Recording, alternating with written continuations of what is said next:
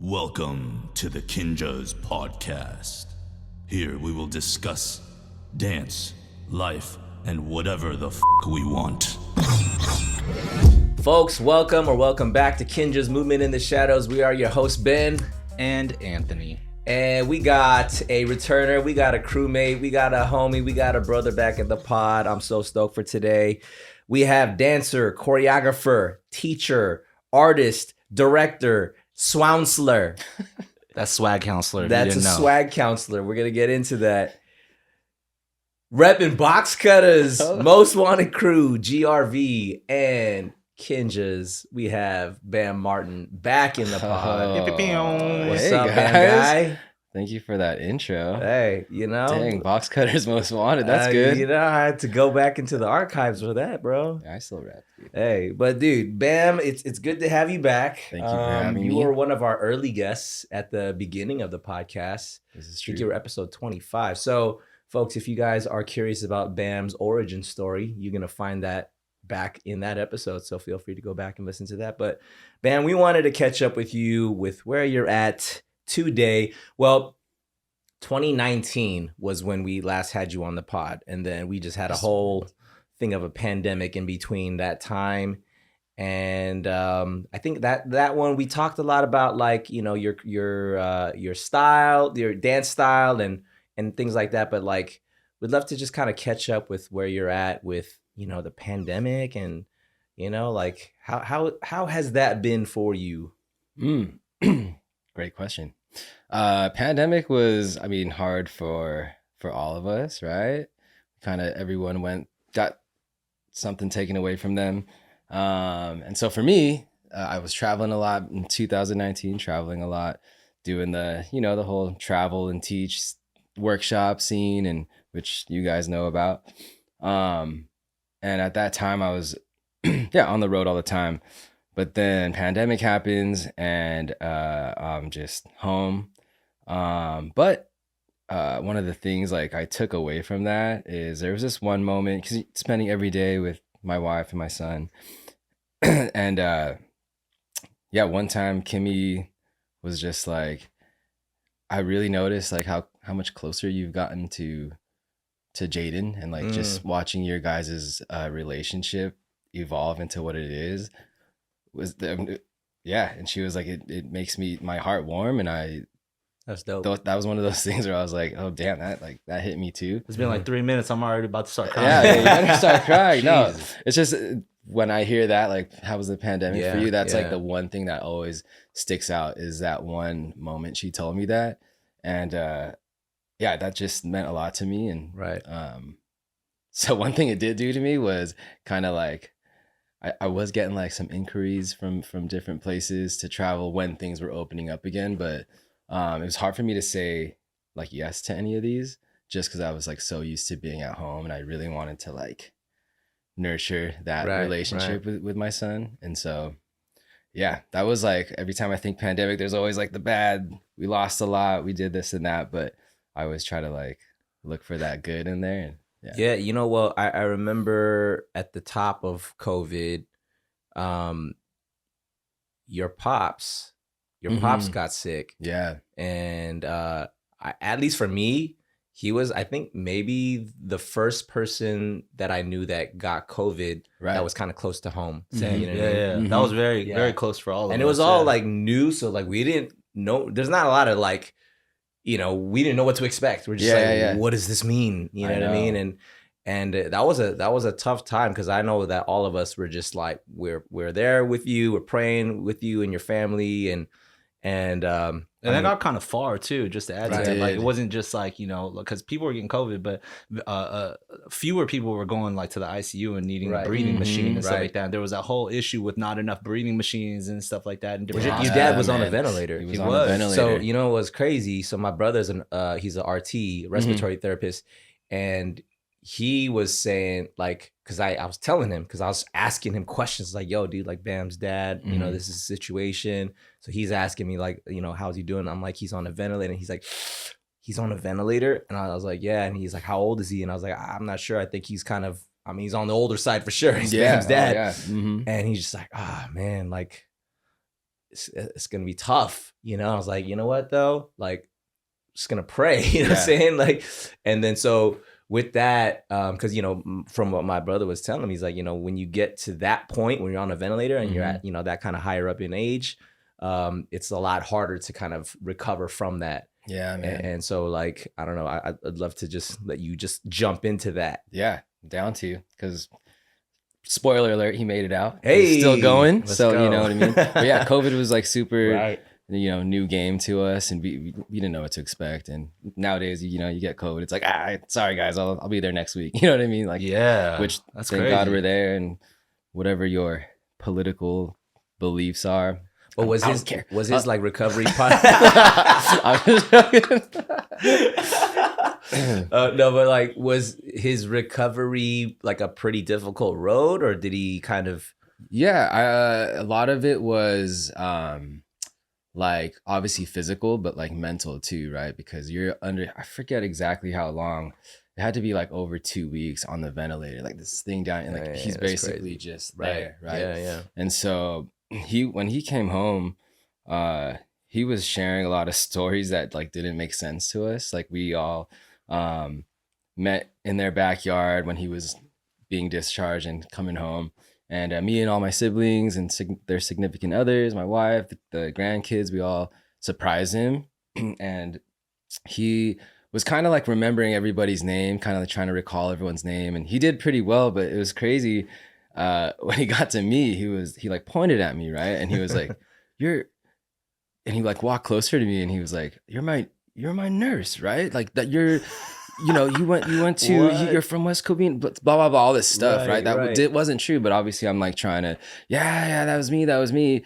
And it's like stuff like that he had to get past mentally. Wow. And obviously, he got past it. I don't know exactly how long it took, but the cool part about it was for that moment in time, I did go to nursing school. I did follow the medical field that, the Filipino parents want you to follow. You did that? No, in that moment. To him, I did. Got it. So I kind of snuck in, back door there. Yeah, okay. So, just just stuff like that. And then crazy stories he would just tell us, like his like the dreams or whatever when he was under, kind of the things that and they were pretty dark. I won't go too far into that, but like there were some dark dreams or I don't even know what you would call hallucinations or whatever. So yeah, just him trying to get past that, like I can't even imagine how that was for him. But one thing that did keep us, like for example, obviously you guys, the brotherhood, like you guys were there for me. Like I remember like daily updates, like texting you guys and just you're sending the good vibes and the prayers. And then just also crazy small world, but I don't know if you guys know like Kathy Nguyen, little sea dog.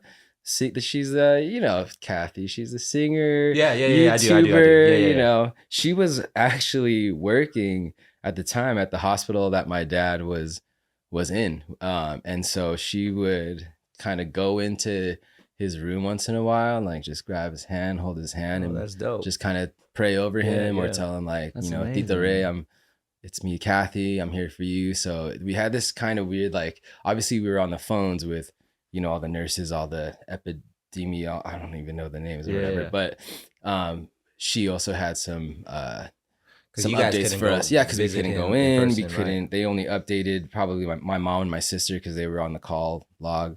But Kathy was another kind of connection to him that we didn't have at the time. So that was pretty cool, I think. Yeah. Wow. Hey, cheers to him surviving. Yeah, man. Cheers to life. Huh? Cheers to life, y'all. Cheers to life. Let me swing around here.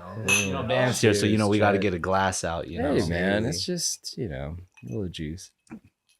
On what you were talking about when you were saying like, definitely one of the first things that comes to your mind is that you got to be home more and build a relationship even with Jada and stuff like that. I also remember prior to the pandemic, same thing, right? You're constantly on the hustle and bustle. You're always gone. Maybe I definitely remember that there's a point where for sure over 60% of my entire year would be overseas somewhere. You know what I mean? So there was just that like regularity of like not constantly being home. You were just a traveling nomad type of, right? That's what a lot of us were doing. And for example, like when I just started dating Nina, right? Same thing. It's like, we went on one date and then I went to China for like 3 weeks. Right. And like, that was just kind of the normalcy. Like there was never going to be a point where I was at home for more than a maximum of like, 3 weeks or something like that. And then I would always be on to the next, but that was just normal. You would get used to it. So I'm assuming and I'm gauging that like from the first time that Jaden was born all the way until that moment, there was almost this regularity of like constantly being on the road. And then suddenly like life changes, fortunately in a positive way for this type of relationship where suddenly you're at home. And then now for the first time ever, you're building this unique relationship. You know what I mean? Where it's so close and bonded, especially as father and son. And he's probably like 4 years old at this point. So he's really kind of developing a cognitive like understanding of like who he is, his personality's shining. He's starting to speak to you in different ways. So I can only imagine how powerful that is. Cause same thing with like, even with me and Nina, it's like, we would never have a consistent or a long period of time that we spend together. Pandemic happens and suddenly like we can't escape this small downtown LA apartment from each other. Like we're like locked in, nobody's leaving. And that just changed the relationship flow and dynamic. Obviously it worked out for the best. I know some people that it didn't work out for, but how amazing it is for you to like get that time to like almost by force majeure, like by the act of God, like you have to stay home and build this time with your family. I loved it, man. That's a powerfully amazing thing that you got to experience. Yeah. On the flip side of that, though, right? That me and Jaden, but talking about that, like being, on the road all the time. Excuse me. Me and Kimmy, we got so used to that, right? Like just like, I'm on the road, you're here, and shout out to her because like when I'm on the road, especially when Jaden was first born, like she was handling all the stuff, freaking superwoman out here. Like she's like single parent, you're paying child support. Basically, right? But no, but in terms of just mine and her relationship, we there's things on the rocks, and we weren't like always the best, and so but then we always had this time away where when we came back together, it was like we just knew how this thing worked, right? And then being home with her all the time, that's when we like started butting heads. You would think like, oh, we're supposed to be like better. No, I mean obviously we're better. I feel that. No, that's what I'm saying. What a crazy human experience. But I get what you're saying, right? But now again, same thing with mine and her relationship. It's been like something like that's never been before, and so it's another reason why it's like sometimes harder to leave home, or I was pretty much working. I was still traveling and doing domestic stuff, but not, the overseas thing. Because, you lose a day going there, a day coming back. That's such a crazy thing. And obviously, this podcast is totally about me, so I'm going to keep talking about my stories. No, dude, please do. I have a question for you after this. But that is such a crazy thing, that the human experience that we were having. Because, like, same thing, like, for years, I would be dating Nina. And anytime we maybe got into some friction, well, it's like I'm gonna leave for the next 3 weeks, so it's like we better squash this now. Or if we did have friction and then I was gone for a long time, distance makes the heart grow fonder, and so you're no matter what, you want to come back, and so it was always nice, but it always stayed at this like not shallow, but it always stayed at this specific depth. You know what I mean? Not super deep, but specific depth, and I would attribute that as one of the factors is why, like, straight up, for whatever reason, I hope Nina's not listening to this, but at the same time she does. If she does, I totally love her for this. She'll appreciate it regardless. But for that same reason, it's why maybe for me personally, our relationship only got so deep that I didn't find myself in a place ready to like propose to her. But you guys realize that it wasn't until the pandemic was fully in effect that we had all like been like, everybody's in lockdown, and suddenly like we had to work through some of those things. And of course there were a couple of issues as well, but the second we got through those things, we truly hit a new depth that like we would have never, I don't think we would have ever truly gotten if we didn't have to experience something so concentrated. That's true. And then it wasn't until that's when you guys already know the rest of that story. That's when I was like, oh shit, I'm like ready. You know what I mean? Like it took us there. So I vibe with what you're saying. Like same thing. We all, especially in that very narrow niche, like traveling choreographer, dancer realm. Mm-hmm. You know what I mean? The at that time too, the few of us that were really doing that, we're all living this half life at home. Yeah, you know what I'm saying? Weird. Constantly on to the next, out and about to the next spot, doing our thing, but not necessarily fully building and concentrating on what we had at home. And I think the pandemic kind of gave us that. Sure So it's did. dope to hear what you're saying also with Kimmy and you know, just to see that and also to be a close homie and hear about, you know what I mean, some of the struggles sometimes, just as you've heard of my struggles. It's like to see it now and see how it's thriving now based off your connections. That's you know, there are some silver linings, you know. Oh yeah, I heard that.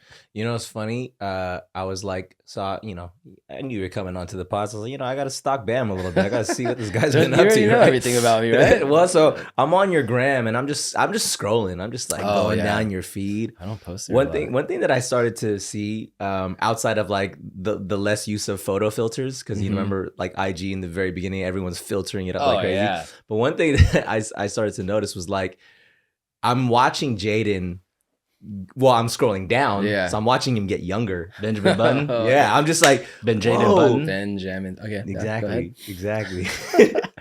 And I was just like, dang, Jaden was like, I remember baby Jaden. You know what I mean? And I went to your place a couple weeks ago, and I see Jaden now, like front teeth all gone and everything, and like, was he now in second grade? He's in second grade. Second grade. Yeah, man. And I was just like, man, I remember like this kid just like coming to the. I mean, as I scrolled down, I'm like, man, this dude was a baby. And then I remember I saw a photo of you posted like this photo was snapped like moments after I just got word that Kimmy's water broke. And it was all you guys in China. And it was like a selfie. Coco was in there, Ant was in there, Pat was in there, Mike was in there.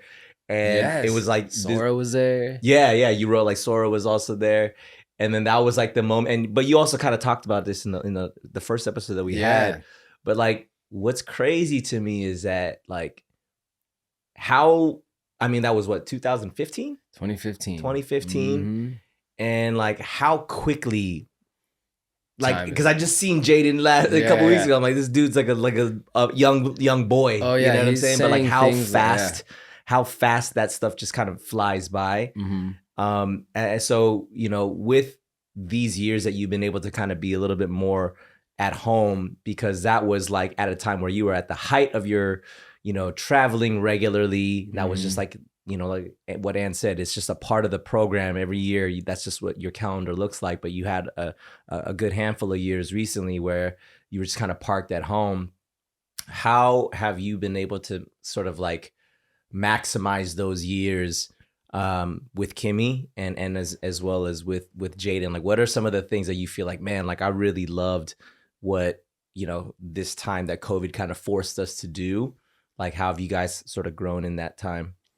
For me, like as a father, I think one of the main things is just like allowing myself to have days off or to have like downtime, right? Because I think we're all naturally like wired to just like stay busy, which is also good, right? That's also doing something for your family if you're staying busy and working and stuff like that. But just being like present in every down moment, like not down as in sad, but like anytime I have downtime, right? Like just being in that moment with him, whether that's like playing video games that I get to play with him now, or just sitting on the couch with him and just listening to him like talk all his little, like I was gonna say earlier, he says things like bruh now and like say less. He's like say less, and like there's times where he says say less. Yes, there's one time like even the other day I'm like, Jaden, you gotta after this you gotta do homework and then you gotta shower, buddy. He's like, bet. And I was like, no way. Yeah, man. That's why sometimes I just gotta stay at home and just you know. Yeah. Oh my God. Who's his dad, bro? No, but that is true, man. This is why he's a swounceler. No, Jaden's getting full-time swounceling. You know what I'm saying? It's just funny because me and Katie will always be like, you know. But yeah, just focusing on that. And I saw a tweet. This is really sad and deep, but I'm just gonna go there real quick. There's a tweet from this like Uvalde like parent, right? And it was like thread, and just how he's like obviously not going through the best in his life. He just lost, you know, he lost into that shooting stuff, and then that like hit so close to home. And I remember seeing one of the parts of the thread was like, I wish I hadn't work so hard or like not pushed that extra hour at work, this and that. And it's just like, dang, like see, like oh my god, perspective on that is like, Mm-hmm. it's weird because it's like, yes, you want to like work and like make money and all this stuff, and because that's for your family, but then there's that other like aspect of it where it's like, dang, like you could have had like those extra hours or whatever. So I think with the pandemic, obviously, but then also just now choosing where I'm putting my time and giving my time, where as far as either gigs or even like people, you know what I mean? Just like, okay, what am I, not in a selfish way, or actually maybe kind of selfishly, like just like what's worth my time and who is worth my energy. That's like a bigger thing to me too, is like who's worth my energy, because I need enough energy to bring back home and give that to my family and my son especially. So yeah, just kind of those. Yeah, so like who have you like cut out of your life recently? So Mike's just people who are here. Nah, dude. Not any of you guys. That's the real thing, man. You know what's crazy? I was just having this conversation the other day with guys from JK and stuff, but it's like back when we was growing up and going to school, we would have things like earthquake drills. You know what I'm saying? And now kids in school are doing things like mass shooting drills. That's freaking crazy to me. Like how do you know what I mean? Which is in one sense I'm like, okay, great that you're exposing people to like the reality, and also just mental preparation, just getting that, like, what we was doing, fire drills and earthquake drills, now they're doing shooting drills, and how to like figure that out. And it's like, we live, and we're not taking this podcast and we're not going to this crazy political side, but just the idea of what children's experience is in today's world versus what we was growing up with. Because when we were kids, we also didn't have social media. None of us had cell phones until maybe high school, junior high, if you was lucky and you was the popular kid at school. You know what I'm saying? Or a rich kid. Or a pager. You know what I mean? Like, but okay, wow, Chad's a popular kid. 1 for 3. But you know what I'm saying? Like those types of like lived experience, especially now as a father. And again, I can't really, because I don't have a child yet, God willing, but like for you, how are you like translating from your own learned experiences to like adapt and cope with the world that Jaden's growing up with today? Because I feel like we're all coping with it in our first time, but you got to do it as a man of the household and as a leader of this, like, this person, this human being that's growing up. Like, what are things today that you're like, these are things I want to instill in my child, these are things that I've learned, and these are things that I've had to adapt with, that you're just like, this is a priority for my kid? Great question, man. I'm sure like all of us have some shared experiences as Asian kids growing up with totally. Asian parents, right? Yeah. I think because I kind of we had him at such a young age. I was still trying to figure things out. So the first, my first go-to is like, okay, how did my dad, raise me?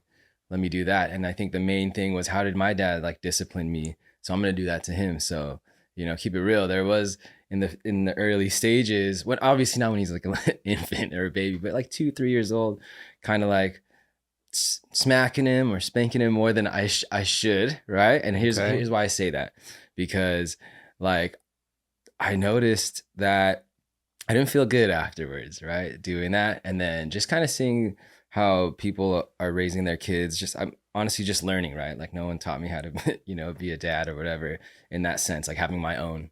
But yeah, so I kind of like took a step back from that, and then just kind of taking I guess maybe more of a progressive way of like disciplining him. Also, a big thing is I'm a sensitive dude, right? Like, and I know that my dance style doesn't really show that, but maybe that's why my dance style is that way, right? Yeah, so growing up, I was always told like, you're too sensitive, man. Like if I would get in my feels about, I don't know, losing a game or something, like, you're too sensitive, stop crying, you're too sensitive, right? And I remember how that made me feel. And there are some, pros to that, like building up strength in different ways, but it didn't make me feel good. It made me feel like, well, but that's how I feel. Like, what's wrong with that? You know what I mean? Yeah. So anytime, Jaden like has has something like a meltdown or is not happy about something or is really feeling something, then I really want to, like, I promote like feeling those feelings, like letting yourself like feel all those all the way, and then let's talk about it after. You know what I'm saying? Like, how do we prevent whatever happened so you don't feel that way, or like, what is it? I think for me, it's just like really trying to make sure that his like emotional and his mental is in the right place. Which again, like all young Asian kids in our generation didn't always get, you know what I'm saying? Right. So I just want to kind of, I guess, give him what I didn't get as a kid. Not saying anything, bad about my dad, because they were also figuring it out, right? Right. That was totally a different time too. We're all just figuring it out. They didn't have like social media to get called out, so they're allowed to. For sure. I give them the green light. Totally. I've told, because this podcast is about me, but I've told Nina that's one of my fears too, because like she obviously, not obviously, but she didn't get physically disciplined like that growing up. Maybe she's like the daughter as well, right? Sure. But like me, I was smacked up, like, oh man, for a minute in creative ways. My gosh, parents can get creative with how they hurt you. What was the thing? What was like the normal, the normal thing that you got? Dude, I will never have the same brown feather duster in my house ever. The feather duster was one because of the way it stung and the way it left a mark on you forever. And the thing is, my parents would be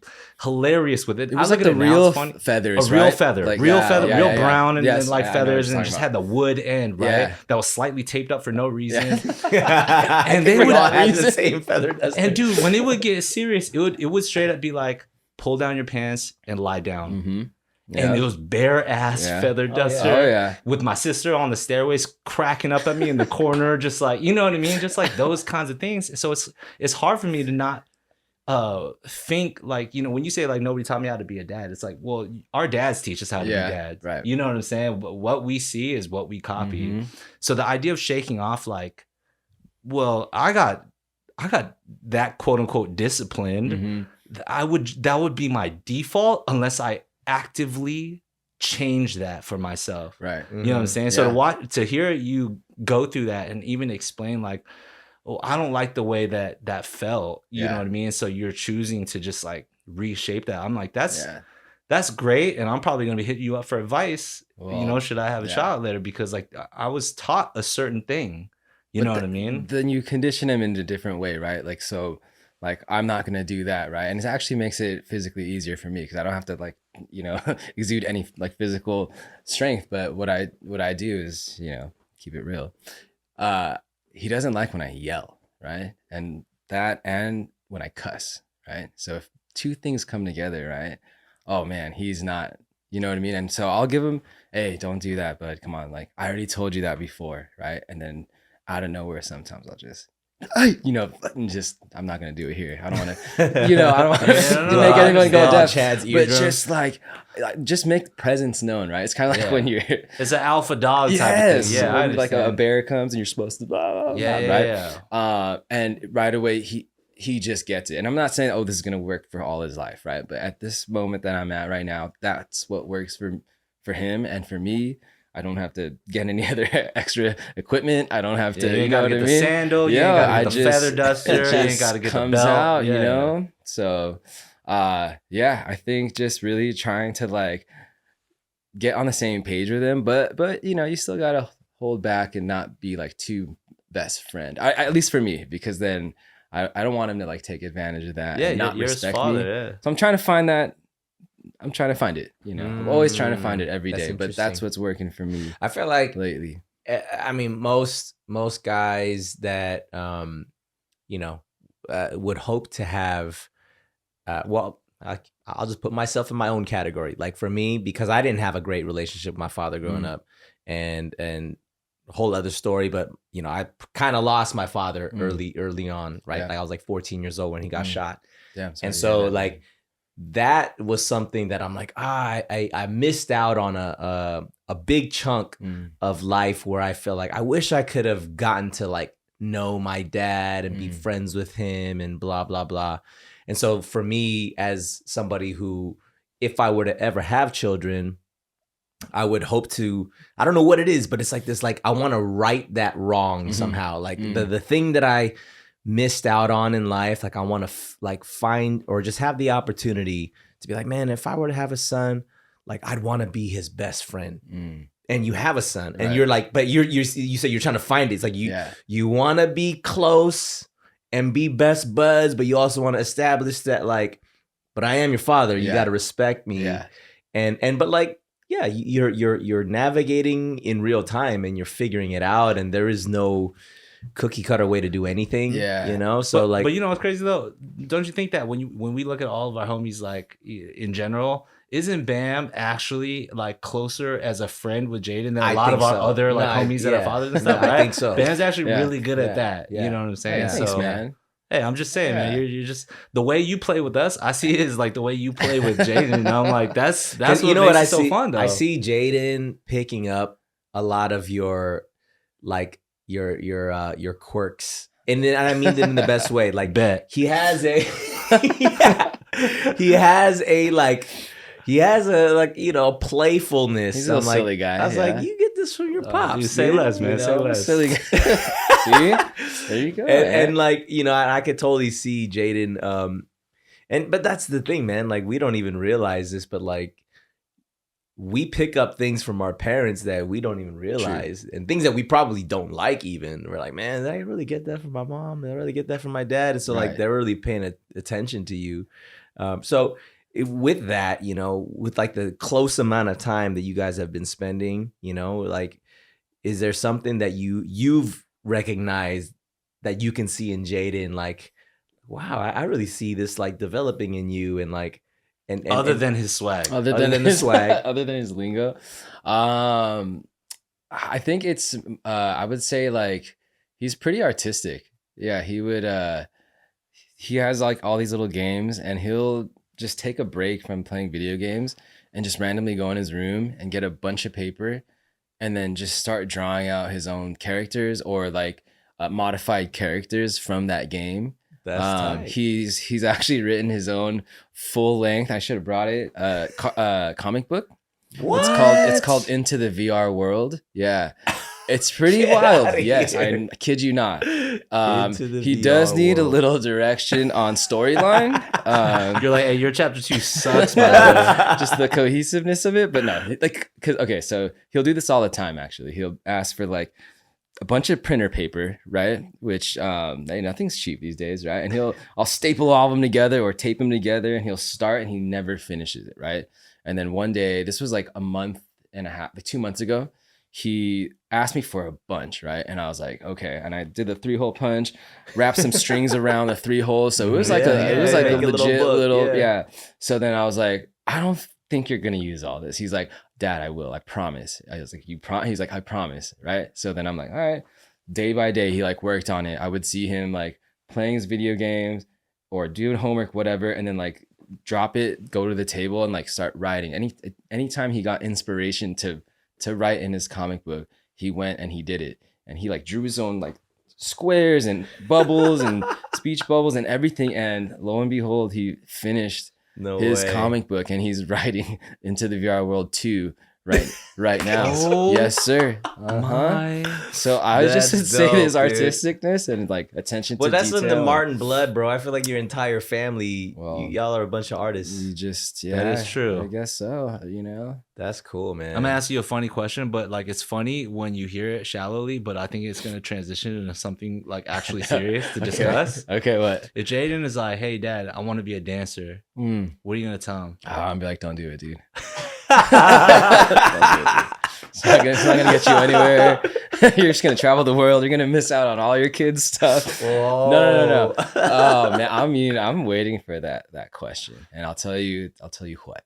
Right? Tell me what, man. When he does ask that question, I'm gonna give him like a roadmap of. I'm not gonna, unless he asks me, I'm not gonna teach him anything, because I feel like whenever he does, if he ever does, like he would rather learn from like his talented uncles, Chad behind the camera here, than his dad. And I don't know, I just, because I see it when he does play video game stuff with his uncles, he like has, it's a weird thing with the uncle, and I remember having that too with my dad and my for uncle, sure. right? So it's just like he gets, you know, he's all day at home with dad, and yes, he looks up to me and we have fun and he loves it, but you got to get that different energy from different people. Yeah, for you know what I mean? I think he is more receptive to someone who's not gonna like punish him or discipline him. Say, like, I wonder if it's the disciplinary things. Like I can't look at. Yeah. So I'm gonna throw him in class, like everybody else's classes, and then hey, if you want to take my class, buddy, you can. But we'll see. I don't know. Does he ever geek out on stuff that you do? Like, does he watch anything that you do and be like, wow, like that's cool? He will. Kimmy will send me, you know, videos because obviously I'm at the event. Last year when we were doing Coachella, and just like he would see like us on the side. It was the first weekend. And like us on the side, and then daddy, and we're not even like performing. We're just on the backstage. You're on TV. You're on stage. Right. But yeah, I think when he sees a big crowd, and then it's like a live stream, like Head in the Clouds or you know, stuff we've done. Obviously like NBC stuff. Like he'll geek out on that stuff. When it's like a stage show, he doesn't really, it doesn't. You don't get the context of like the epicness. Yeah, of it. exactly. So like interesting. Yeah, and just once in a while he'll do it. But I think I forgot who I told, but the Kinjaz, something on the Kinjaz shorts came up on, because he watches YouTube, and he watches mostly YouTube shorts because freaking short attention span of kids these days. And he's a short guy for now. Yeah, he's a short guy for now. And one of the Kinjaz thing, I think it was the one we did with Simu actually, and it came on, and he geeked out about that because I didn't think he realized. I don't know. I think he might have searched, or I might have searched something on his phone, so that's why the Kinjaz like got into his algorithm. But I think him seeing like, oh, what? It's like, oh, that's Shang-Chi. Yeah. That's pretty cool. You know, that's amazing because like, you know, he, like I said earlier, he's 7 years old now, right? Yeah, he's 7. So he's gonna be literally 8 this year, dude. Yeah, dude, he's got, you know, a conscience, he's got a personality, he's got an identity, he's developing something, and he's able to receive that. And if there's one thing that, and I want to give you props because, you know, you're one of the first guys, especially in my close circle, that had a kid 7 years ago and is still like doing it, you know what I mean? And man. For me, you know, should I get lucky? I you know, we've had conversations about, you know, starting to try maybe even as early as the end of this year or whatnot, you know? Yeah, I know it's crazy. And if we should even get lucky, because I know how like that works and how difficult that can be sometimes. It's like, you know, assuming my future kid 7 years from now, like, will I even still be in the game like that? Right. Will my kid be able to like grow up enough and be conscious enough to recognize like, you know, things that I'm doing? Because I have no idea where I'll be, you know what I'm saying, in that future and stuff. So I see, just even be able to hear that conversation that he can almost through algorithm kind of organically discover certain things or like watch us do some of the prime things that we get to do at this time. I'm like, that's an amazing, that seems like such a sick concept, you know what I mean? That I have no idea where I'll afford, you know, my child to, in terms of those types of things that they can be inspired by, that I would do. But I guess I'm going to bridge that into like, you know, we're growing, we're getting older, right? Yes, and sir. ain't no young pups anymore, you know, and we're, you know, all of us are, back. Speaking of which, you know, all of us, instead of like, you know, glorifying our, you know, our past legacies and stuff, there's a lot of questions about the future and stuff, you know what I mean? And Bam, you've been a huge and influential person in the game for, you know, a long time. Like we're talking like at the dawn of social media, at the start of like the YouTube era, like, you know, the very, very few dancers that were enough to be able to put on those social platforms and influence and inspire a lot of different people to start. A lot of people are moving the way that they did, whether they know it or not, because of movers like you know what I'm saying? Like, man. But now looking forward, you know, like I said, we're getting a little older. Like what's like for you as a dancer, choreographer in this profession, like where are you headed? What are goals of yours? What are things that you want to get into or you feel like you have yet to accomplish and all that? Oh man, it's a big one. To be completely honest, man, like I'm I don't want to say like, oh, I'm a free spirit, I do whatever. Well, I guess I'm kind of saying that. I kind of like take things as they come, right? And I've been for myself, like just throughout this whole career condition, because dude, like I didn't even think I would be here. None of us knew we would be where we're at, obviously, but from graduating in 2006, right? And originally thinking like, oh man, I gotta dance behind this person, this big artist, and that's that, and then choreograph for the big artist, and that's the success in dance that I'll get, right? But then obviously things just change so much with YouTube, social media, all this stuff. So I'm like I've just been really like able to adapt every time, every year, maybe even every 6 months something changes, just like to adapt to it. So for me, I always kind of like to observe the space and then play the space, adapt to the space. So in a sense, like not having like a specific goal at the moment that I mean, obviously there's the main goals like taking care of my family, right? And that's it. But I think the older that we are getting, I'm starting to think, oh man, like there's thoughts in my head. Oh, I don't know how long I can do this for. I don't know if my body is whatever. I'm not going to be this and that. And it's all these like, I don't know if it's from society, like telling us like, oh, you can only dance to this certain age. And obviously at a certain age physically, yes, it's something's gonna give, right? But my goal is to continue to stick, because I love dancing. I love like performing on stage still till this day. I love like being a part of people's projects or like visions and stuff. Like there's still this part of me, even though, you know, at my age, and I know like all the young kids are like on stage now with like artists and stuff.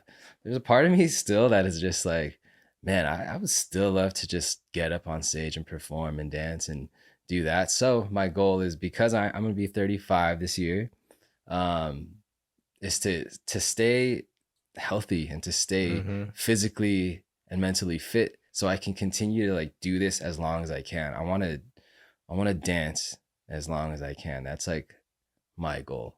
You know what I mean? I know like at some point in our lives we want to do like the get behind the camera, or, you know, do the directing thing or just the choreography thing, which is also cool. I mean, obviously if opportunities present themselves, I'll do that too, but like I just want to be able to dance, like keep dancing, you know what I mean? Because I still love doing it.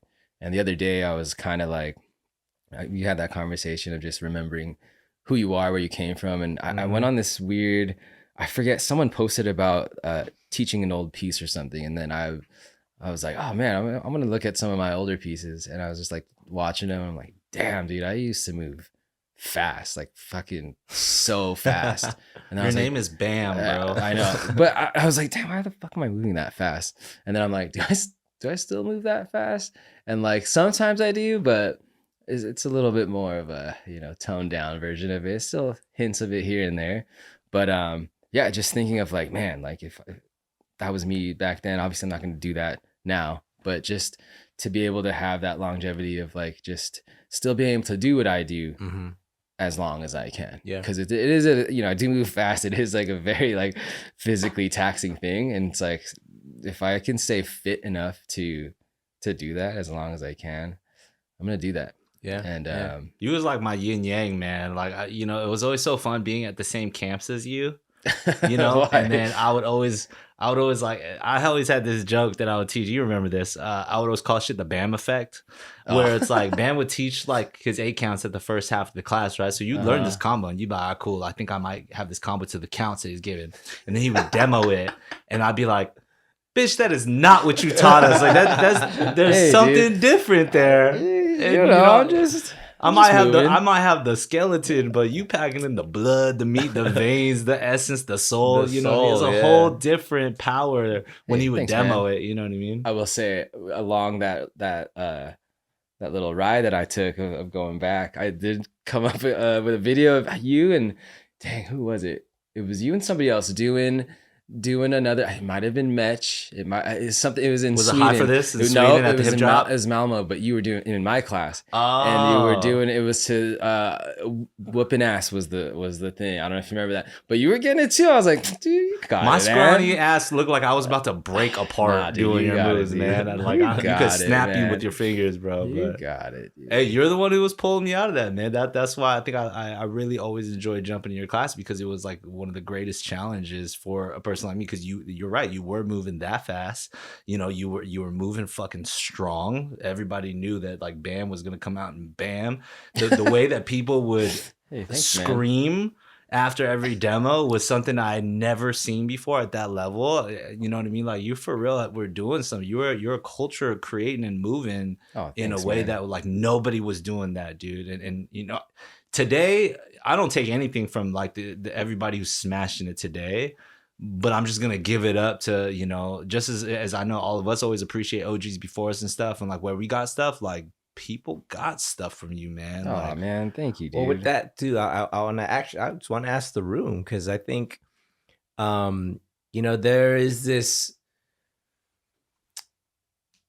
temptation to feel like you need to be relevant, right? Like we live in social media age, right? You got to be, you're as good as the last thing that you posted or whatever it is, right? And then we recognize, like, just like sports, it's always going to be the young person's game, right? The more agile, the more physically able, and you know, we see it all around us. Like people get better at a younger age, just faster. Like it's like, how are you this good at like 12 years old? You know what I mean? Like, and that just, we're gonna keep seeing that, and I'm sure that could be a product of the internet and whatever else, or maybe just the way that humans evolve. But like.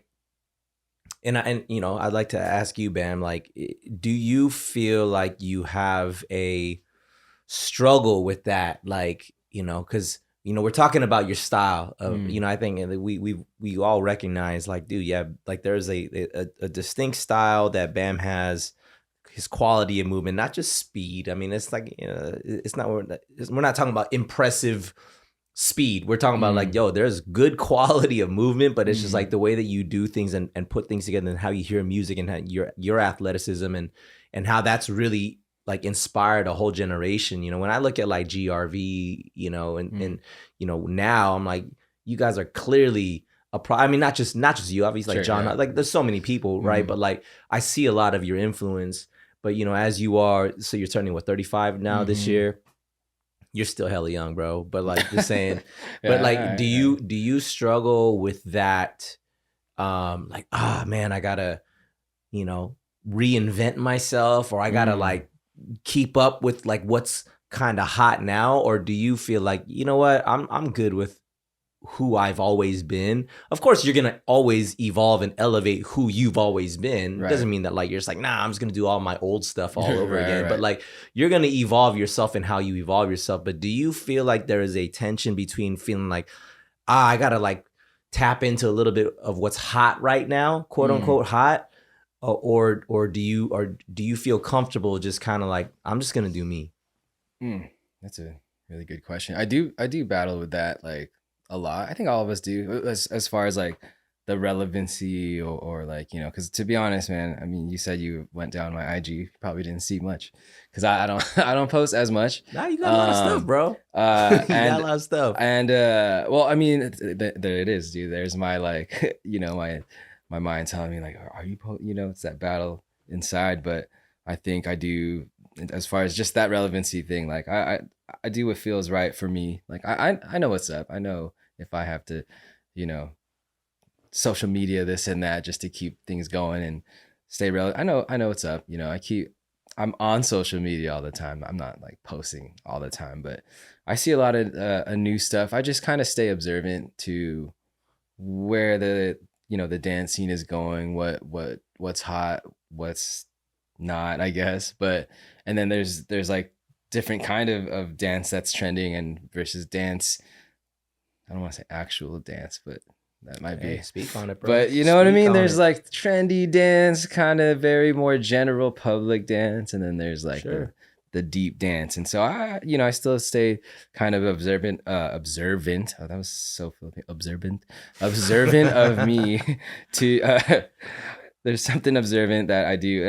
I see both sides again, and I do try to stay like true to myself. And again, it's not about just doing only, you know, the old shit. But you know, I remember you telling me one time, that you had a conversation with Sean Evaristo about I guess it kind of just revolved around style of dance, right? Yeah. And then I mean I don't you're gonna tell the story much better. It's your story, but do you remember this conversation that you had with Sean where he kind of like it was something that was kind of like a aha moment of like, oh shoot, yeah, I'm gonna just kind of like lean into that. Yeah, and is that something that you still to this day kind of like carry as far as something that like you use as like a checkpoint for yourself to remind yourself like, yo, just stay true to you versus trying to keep up with everybody else? Right. I think I actually talked about this on the last guy. Yeah. But in a nutshell, just basically I was coming up doing a lot of different styles, trying to find me, and then Sean helped me direct me to where I am today. And when he said those words, like, bam, the first time I saw you, he was like, you were one of the most grimy, like just real, like raw, like dancers I've ever seen. So then I really connected with that. And so I took that and really, really rode with it. And I think that's what gave me like my name or the style that I'm known for. So I always remember that. I actually just found recently my ML travel packet from 2010, my first Thailand trip as an ML artist. And again, it's just dude, it's crazy.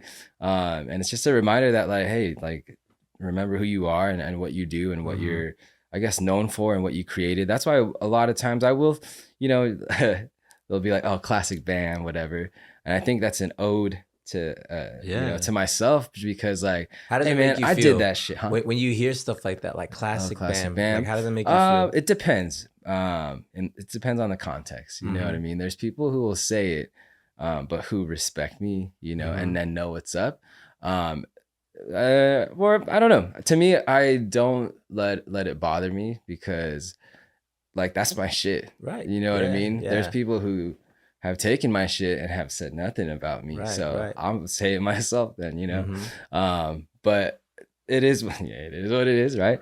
And so for me, it's kind of like it's like the motifs that your favorite, artists or directors will throw into their movies and all this signature style. Yeah, it's signature style makes them them. And so I'll throw it in here and there, and to me, I like it. To me, it's like my own little snippet here, and then I'll change it up here and there, and you know what I mean. So I think it's just me giving myself flowers, because I love it when bam goes bam. Speaking of, I remember when you just got on the squad, right? And this might have been 2013 or 14. Oh no, it was late. No, it was like 16. 16. It was 15 or 16. Because I got down 14. 16? Yes. John Ha was down before. Maybe I started flirting with you in 2013. That's why. Yeah, no, that's when we started traveling all the time. All the time together. We were all the time. And I feel like that's what the organizers always knew too. Yeah. They knew that they were like, we need to have dynamic movers. Yeah. So they always like put me in camps with you. Because what we were doing was just so different, right? Yeah. But I bring that up because when you joined the squad, I remember we would always talk like in terms of the spectrum of like dance styles. You know what I mean? Like you obviously you got people that like are like Team ISO or like Team Team Groove, or like we got our B-boys and stuff. But like Bam was very like, it was almost the farthest stretch of the spectrum. Not at all in a way like you didn't belong, but like you defined our reach. Yeah. You helped to be the next echelon of like, there was an extremity. Yeah, you can't put Kinjaz in this small box because you got movers like Bam. Right. You know what I'm saying? And that would be a very easy example to bring up.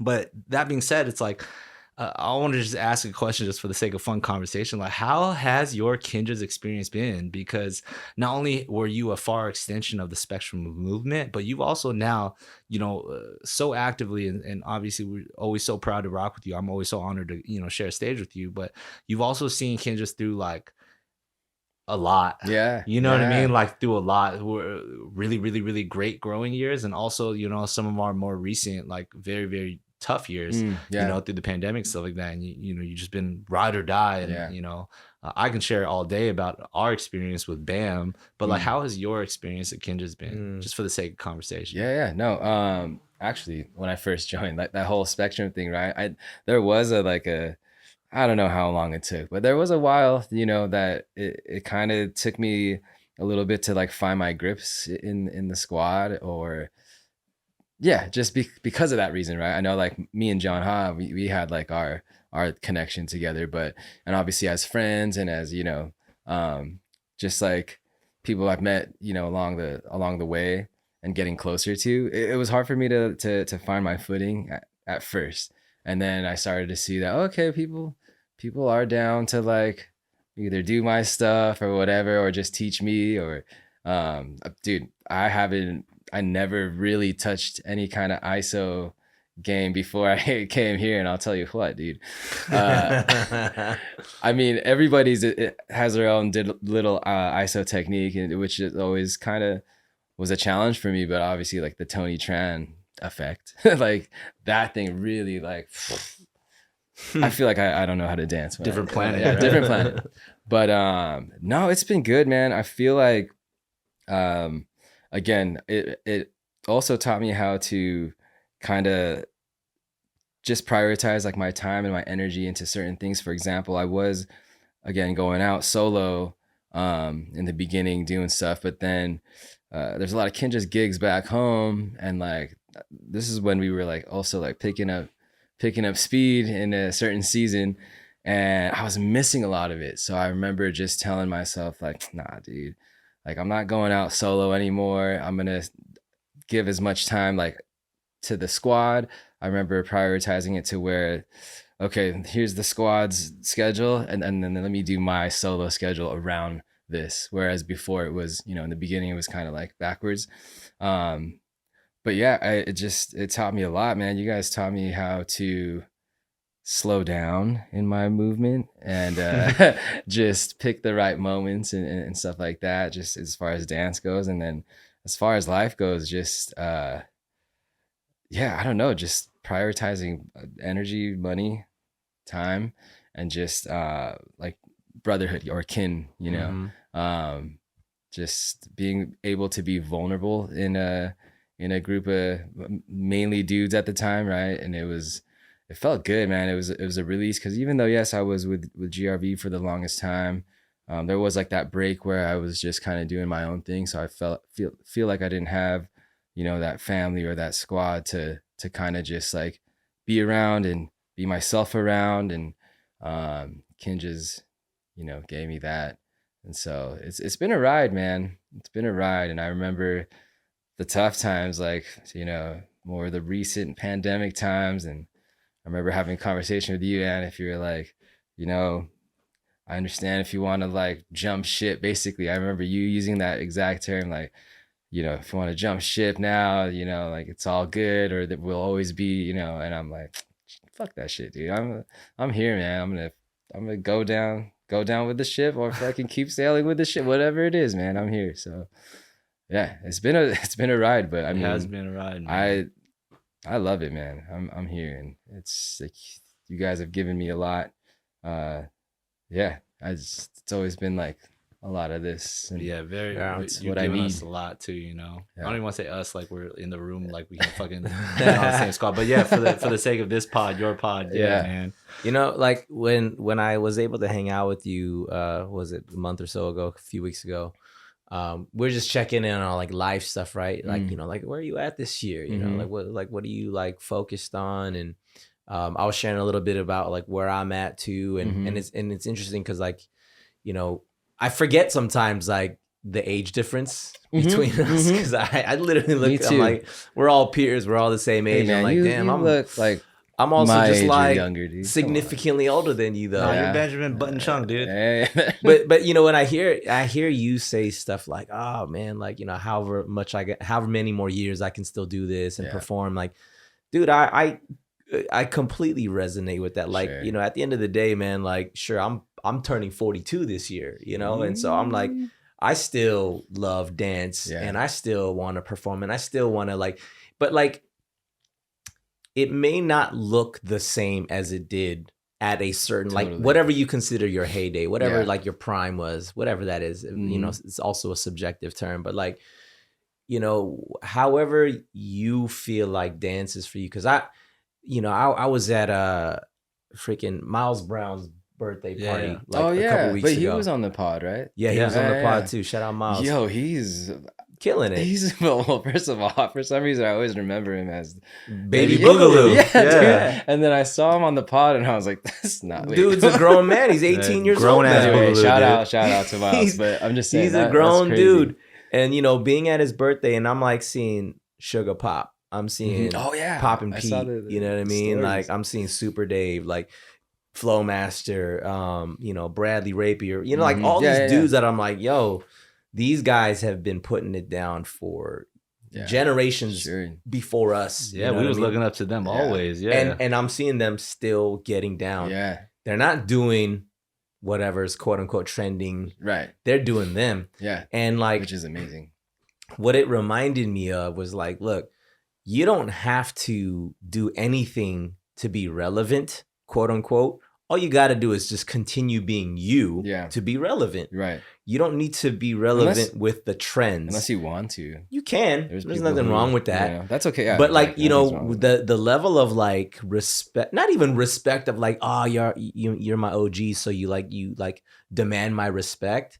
But there was a respect where I was like, man, I still just love seeing you do that. Mm-hmm. You know what I mean? Like, what I always love seeing Super Dave do, I'm like, I love seeing Super Dave do Super Dave. Like that to me is impressive. And I think we have to remind, I take that as like an encouragement to myself and then an encouragement to, you know, all of us here. Like people love what you do for what you do. Sure, yeah. And they will always love you for what you do. And sure, it may not, like, let's say it doesn't translate to the younger demographic, like, and there's nothing wrong with that. Right. But then it was a reminder to me. It's like, well, why do I love dance? Is it because I want to like continually be relevant to the young whatever? I'm like, no, I just love it because I love how it makes me feel. Mm-hmm. And I remember the collective experience that I got to share that with my peers or whoever was like sort of, you know, into what I was doing at the time. And it was a reminder to me to be like, look, you will always have a tribe that follows you as long as you continue to be you from the very beginning. And that was an encouragement to me where I was like, all right, man, I still can be in this space. You know what I mean? And like, and I'm gonna still grow. But then like, but what's great, I feel like I found the hack where I'm like, I still get to be around, you know, guys that are like yourself to, you know, like the newer cats in our squad, like Jason Lynn and Nick Joseph, are like, I get to like, man, y'all are doing what's like popping right now. Will I be able to, you know, whatever, like do it as well as you? Probably not, but I get to still gain something from that. I get to still learn and be inspired by that. And I get to still add that to whatever arsenal that I currently have. And let's see how that kind of, you know, mixes up in my realm. And so it just reminds me, man, like dance is supposed to be fun and dance is always supposed to just feed you. Yeah. And, you know, it's funny, like we had Philip Shabib earlier today, and, you know, he was talking about like authenticity to yourself. Like people can sniff that out. Like, are you being real or are you trying to do something? Are you trying to put up a front? And I think that's the beauty of it. Like, you know, he's even talking about like, you can do like, you know, he's talking about a specific place that he went to where it's like, yo, you can put out the most impressive move, but like the people in that space of like, if you're just trying to do moves but you're not expressing your soul, like that's like whatever, you know, but you go in there, you like, you let your spirit shine. And how do we let our spirit shine? It's just being the most honest version of yourself, and people can feel that, you know? Yeah. And like, you know, from the time that I've been able to spend with you, like I didn't know you prior to Kinjaz really. I mean, I knew you like in passing, you know, like Most Wanted and things like that. I ran into you in the Philippines in the airport, but I really felt like I got to know you in particular. Like you're probably one of the relationships that I built in Kinjaz that I'm like, man, if it wasn't for Kinjaz, I probably would have never gotten into like a close space with Bam. But I've seen your evolution. You mean like what? You're like, fuck that guy. Like, no. Not like, you know, you know, there's some people that's like, yeah, I probably would never really kick you with that dude if it wasn't, you know what I mean? Like, but like, I was like, oh shoot, like, you know, you're in my crew now. And then, but we also like, I just feel like we just vibe off top. Like like because you're both swanslers. Oh dang, yeah, no, you're the OG swansler, hey, dude. hey, you know, like I'm gonna give it up to you, my guy. On, hey, dude. you know, Hey, cheers, cheers to that, man. Hey, you know, No, really though, these guys are the swanslers. We dubbed them swag counselors because honestly, it became. Okay, do we even define what swansler meant? I said it was swag counselor, Okay, but I don't okay. think anybody understands where it came from. I think it came from me because Yeah. I needed help, and I was like, "Guys, you guys have swag. Please teach me. I need to make sure I look good for costumes. I need to make sure I don't look fucking foolish and stuff like that." One of them was for I remember it was like one of the earlier, like we were trying to do some kind of groove, and that's when you were like, "How did you teach me how to have swag or something like that?" You're the sponsor, and you coined it, dude. So shout out Hey, Anton. you know, dude, that's my swag. Just There quoting you go. shit, you know, Making when terms, I don't man. have the it. memorable You know? shit. Nah, you got it, dude. But no, really though, that was a great cheers moment because I fucking love that you guys have found, you know what I mean? Like, I think it was on I was on the Steezy podcast, and it was the question caught me off guard. Like, who are a couple people that you got close to specifically through Kinjaz? And I was like, Oh, that's really? a good question. And I was like, Bam's Oh, one. I I was like, haven't heard that clip. yeah, it's out there. Yeah. But like, Hey, but prove it, dude. Let's pull it right now. Nah, but like, you know, real talk, you know, we've been able to share some pretty real life moments, you know what I'm saying? And we've been in the trenches, man. We've done a couple TV show things and gone through some real life stuff. And dude, you are somebody that like I forget, like, cause you're my brother's age. I have a younger brother, but I'm like, dude, actually you're younger than my brother. Holy crap, that's weird. I'm your brother's age. No, You're my brother's age. I'm maybe 1 year. No, Steve's 86. You know, it's not about me You're anymore. 86. You're 86, right? Yeah, I am Okay. 86, but this pod's about me. But see, but like that's what I'm saying. I forget, like age stuff doesn't really matter because I'm like, man, I'm getting inspired by like literally my squad, my brothers that I get to share life with, and you are somebody that I think that the word that comes to mind is consistent. You're a very consistent dude. And I like, try to be, man. That would suck if I was inconsistent. It would suck if you were inconsistent. No, Good but thing that thank you're you, not. man. Yeah, man. Well, with that said, I mean, you know, we kind of like really went deep into like heavy COVID land, and like since then, I mean, dude, you've done some pretty cool things, man. 2022, I mean, you did. Like you were working with 88 Rising for the Coachella set. That was dope. You and Ving Yeah. went heavy on that with Jason as Celine. well, and Addie, and so but I feel like you're one of those like movement in the shadows, like heavily with the work that you do. Because you know it's funny. I was like looking up, just trying to find like what has Bam worked on, and I was like, I know he's done a bunch of K-pop stuff, but he doesn't ever post about it, right? You know. And then I know like internally, you know, Coachella was something that you were like heavily a part of. And then I know you've been working with the Clippers and the Dallas Cowboys and things like that. So like, can you talk a little bit about like the work side of kind of, you know, after you kind of spent that time, you know, staying home with the family, and then like, you know, 2022 was like, yo, this like things are kind of opening up, and things are kind of like getting back out there. Shows are starting to open up and stuff. So can you talk a little bit about that journey from then to even like what's going on now? Yeah, obviously like 2021. We were still doing stuff, working. I think that was like kind of finding our footing again. We were doing things at the complex, like kind of still, masked up, and we're Carefully, trying to carefully doing those things. Thankfully, we still had work coming in, man. That was a blessing. I do miss that old complex, but the complex. But yeah, 2022 was cool. Obviously Coachella, that was like one of my bigger jobs I've worked on. It was super dope. Learned a lot from people like Ving and Cloud, obviously, who I know was on the pod as well. So for the listener, like, what was that Coachella job? What did you do? So we got hired to work with 88 Rising, with not just one artist, but with just their whole collective of artists for their whole set. And the way we kind of did it was kind of divvied it up. I feel like also Celine Haro was on that. Shout out Celine. She learned a lot from her too. Like, she's freaking awesome. And so yeah, I feel like it was always like Ving and Celine worked a lot with the ladies, and the female artists, and then me and Jason kind of took hold of like the male artists like Brian and Warren, and then actually Millie, the one female artist that we like took head in, and then obviously like some stuff for Jackson as well. But yeah, it was. Let me paint a little bit more context and blow up the situation a little bit more for Bam. So obviously, you know, for everybody who has been following the journey, like we've always been working side by side with 88 Rising in a lot of different spaces, right? We've always been like jumping on different like new tracks of theirs, choreographing different things, obviously working very, very close with Jackson and stuff. 88 Rising had got a slot for Coachella, right? Which is obviously huge. Like big congratulations. This is like main stage, first of its kind type thing, right? And they got like an hour slot or something for both weekends. And so when they came with the thing, they were like, hey, we want Kinjaz to choreograph the entire 88 Rising set, and they had multiple artists on that lineup. For everybody who was like actually paying attention to Coachella, it didn't say who the artists were.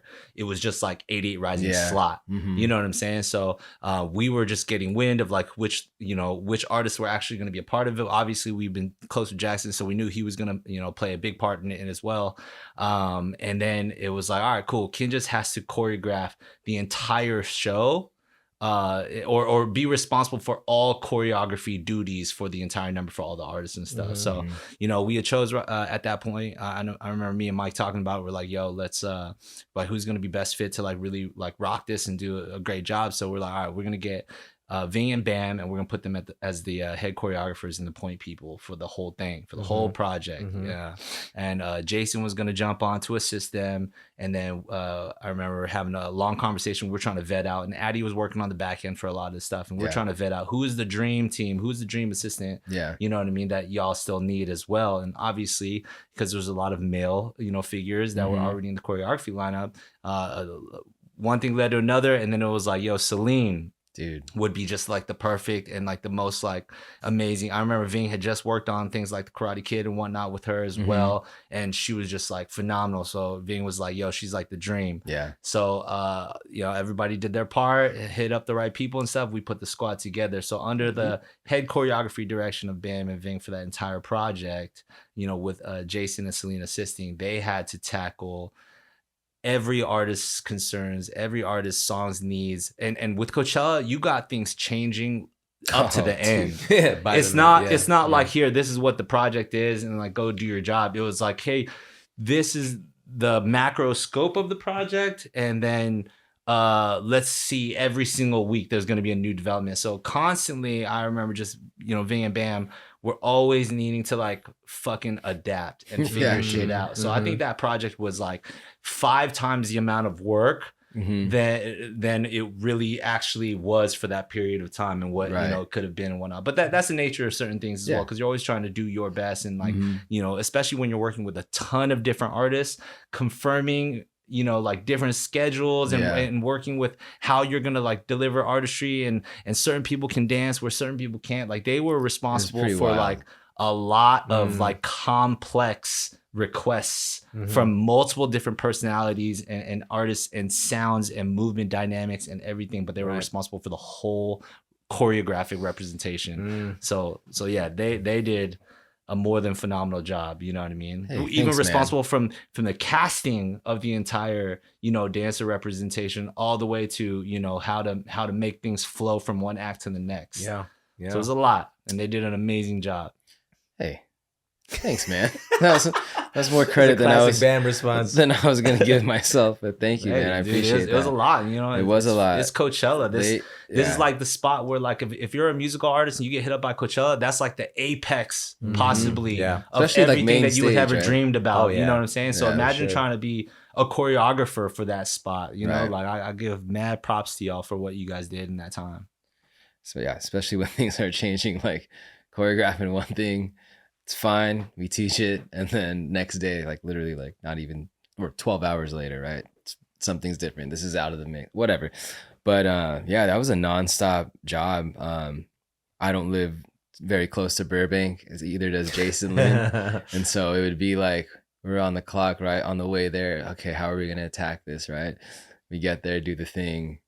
On the drive home, oh man, this is what we got to attack tomorrow. Like not even talk, like some days we would be just the whole car ride silent because had nothing left in us. But a lot of times it was like, well, here's this dead time.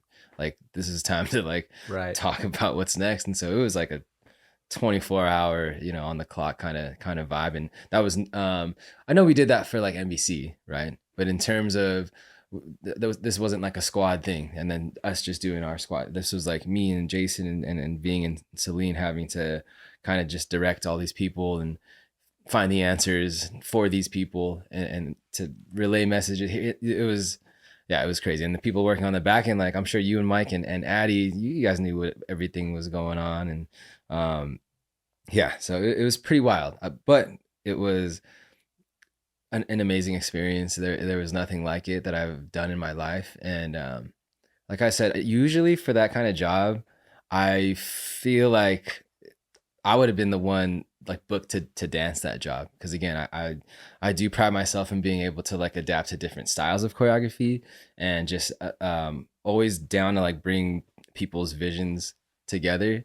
You kind of asked a question about like doing a bunch of K-pops and stuff. I do a lot of K-pops, but I do a lot of them for like the homies that are choreographing, like Mike and Ant or Bing. And I do like choreographing K-pop stuff, but I do like find this enjoyment of like dancing it too. It's like always a challenge for me, and it like keeps me on my toes. But yeah, that was such a new experience. I would be down to do it again for sure. You know what I mean? But yeah, other than once Coachella was done, I kind of like I kind of had to take a step back. Yeah. But yeah, other than Coachella, I've been working a lot, and it kind of randomly fell into my lap with working in this completely other genre or side of the dance world that I've never worked with before, which is things like with Clipper Spirit. You know, shout out to Gabri and Latrice. People like UCSD, or sorry, cut that out. SDSU. Sorry, no, hold on. It's this guy, SDSU, which is another story. Fell into mine and Darren's lap in a weird way, but now we've kind of like brought it to helped bring it to what it is today. You mean consistently win championships? Not consistently, but and then things to like working with like DCRB. That's the Dallas Cowboys. Shout out to Jenny from DCRB. Ain't nobody getting mad about last names. Yeah, dude. But yeah, and then even okay, so SDSU, me and Darren choreographed. They won first one year, and then after that, like all the high schools in that, not all the high schools, sorry, quite a number of high schools in that realm started like hitting us up, because obviously they want to be like there. Yeah. So there was that bag was nice. It's cool though, because you get to kind of like take a step away from like what, like for me, like what I'm like doing all the time, and then kind of just like I feel like it's like also giving back to like someone who hasn't, because a lot of times they didn't know who we were. Not a lot of them knew who I was or what my style was, and it kind of just opened up their minds to this new thing, and I think it gave them a lot of good training, and we still do for San Diego. Sure. And this is all the while, by the way, that Bam is like also one of our like go-to choreographers on Kinjaz shows always. They're probably I'm doing that too. Yeah. I don't know when the last Kinjaz show that went down that Bam didn't have like a choreographic section. You're just a go-to. Sure. Every single time that we're like, we got to build the show. We need to have good shit. Yeah. We got to get Bam in there. You know what I mean? I want to pick your brain about something. I think I sense this deep humility from you. And then when I say deep, I mean deep. Almost too much. Oh yeah, I know. Sorry, dude. It's okay. It's okay. Sorry, man. It's okay. Exactly. See, case in point. And the reason why I want to point out or emphasize the deep, and hey, we'll just go there. You're talented. You're good.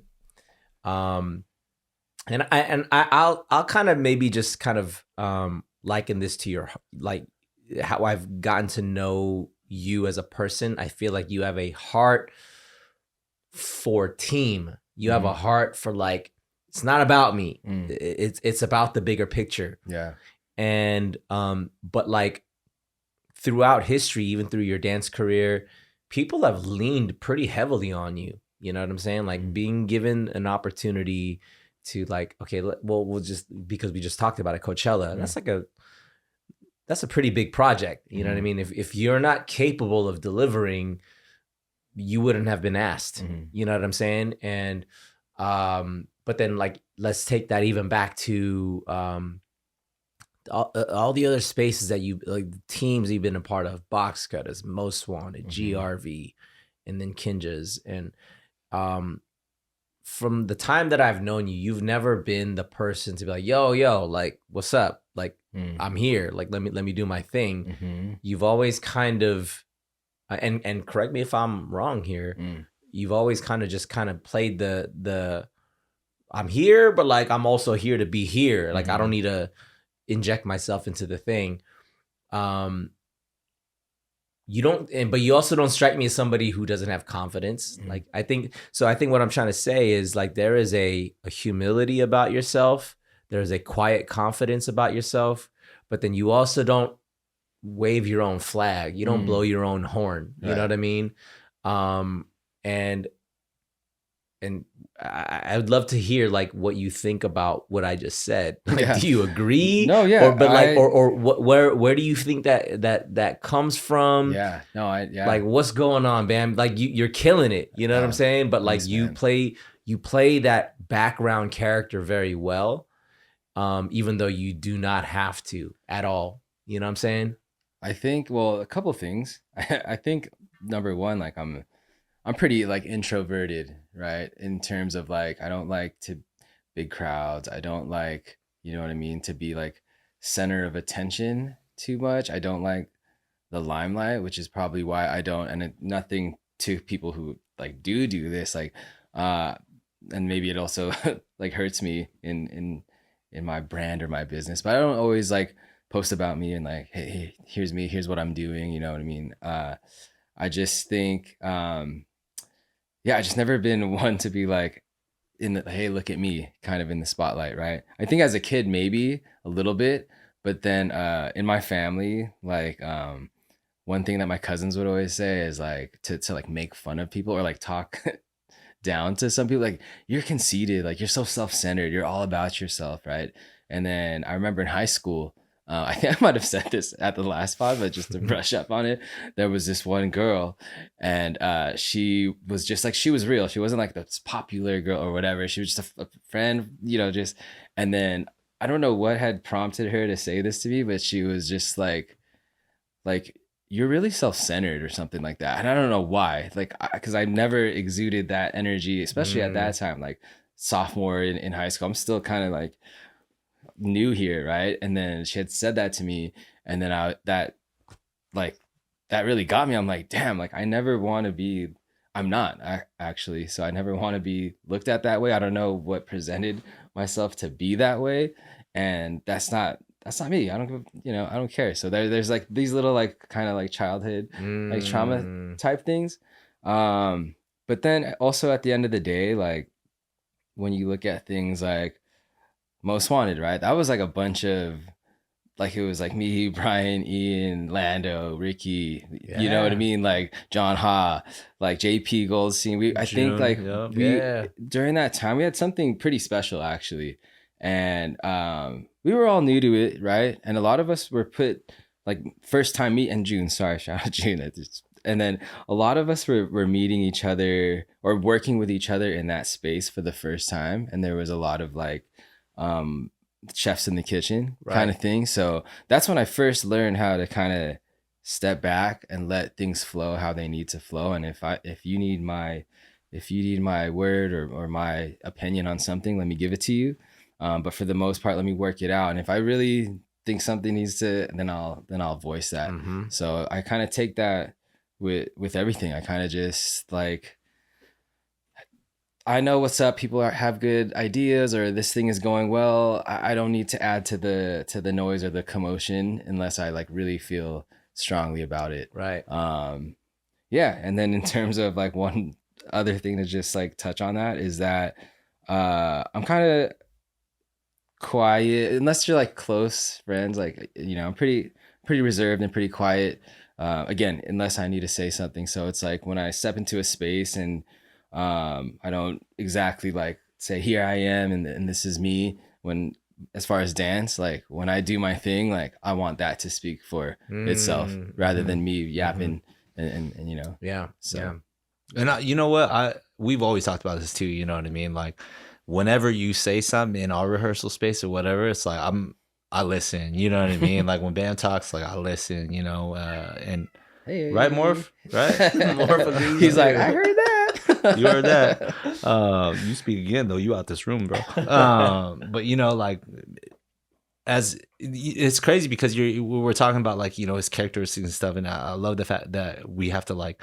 That we're like talking about this and verbalizing some of it, because, you know, on the one hand though, Bam's also like, for those qualities is like the best teammate ever sometimes too, because it's like, thanks, you know, for somebody who you trust so much in anything that their choices and their choreographic decisions or movement or even just as a dancer, full 1000% trust in Bam, but then he chooses to trust where things are going and let them go where they are. And it's like, it's humbling too, because like, you know, even with Kinjaz, like same thing, as much as you mentioned all the amazing, phenomenal homies on like Most Wanted, like we face similar, you know, things in Kinjaz as well. Everybody is capable of being the chef and we're all in the same kitchen.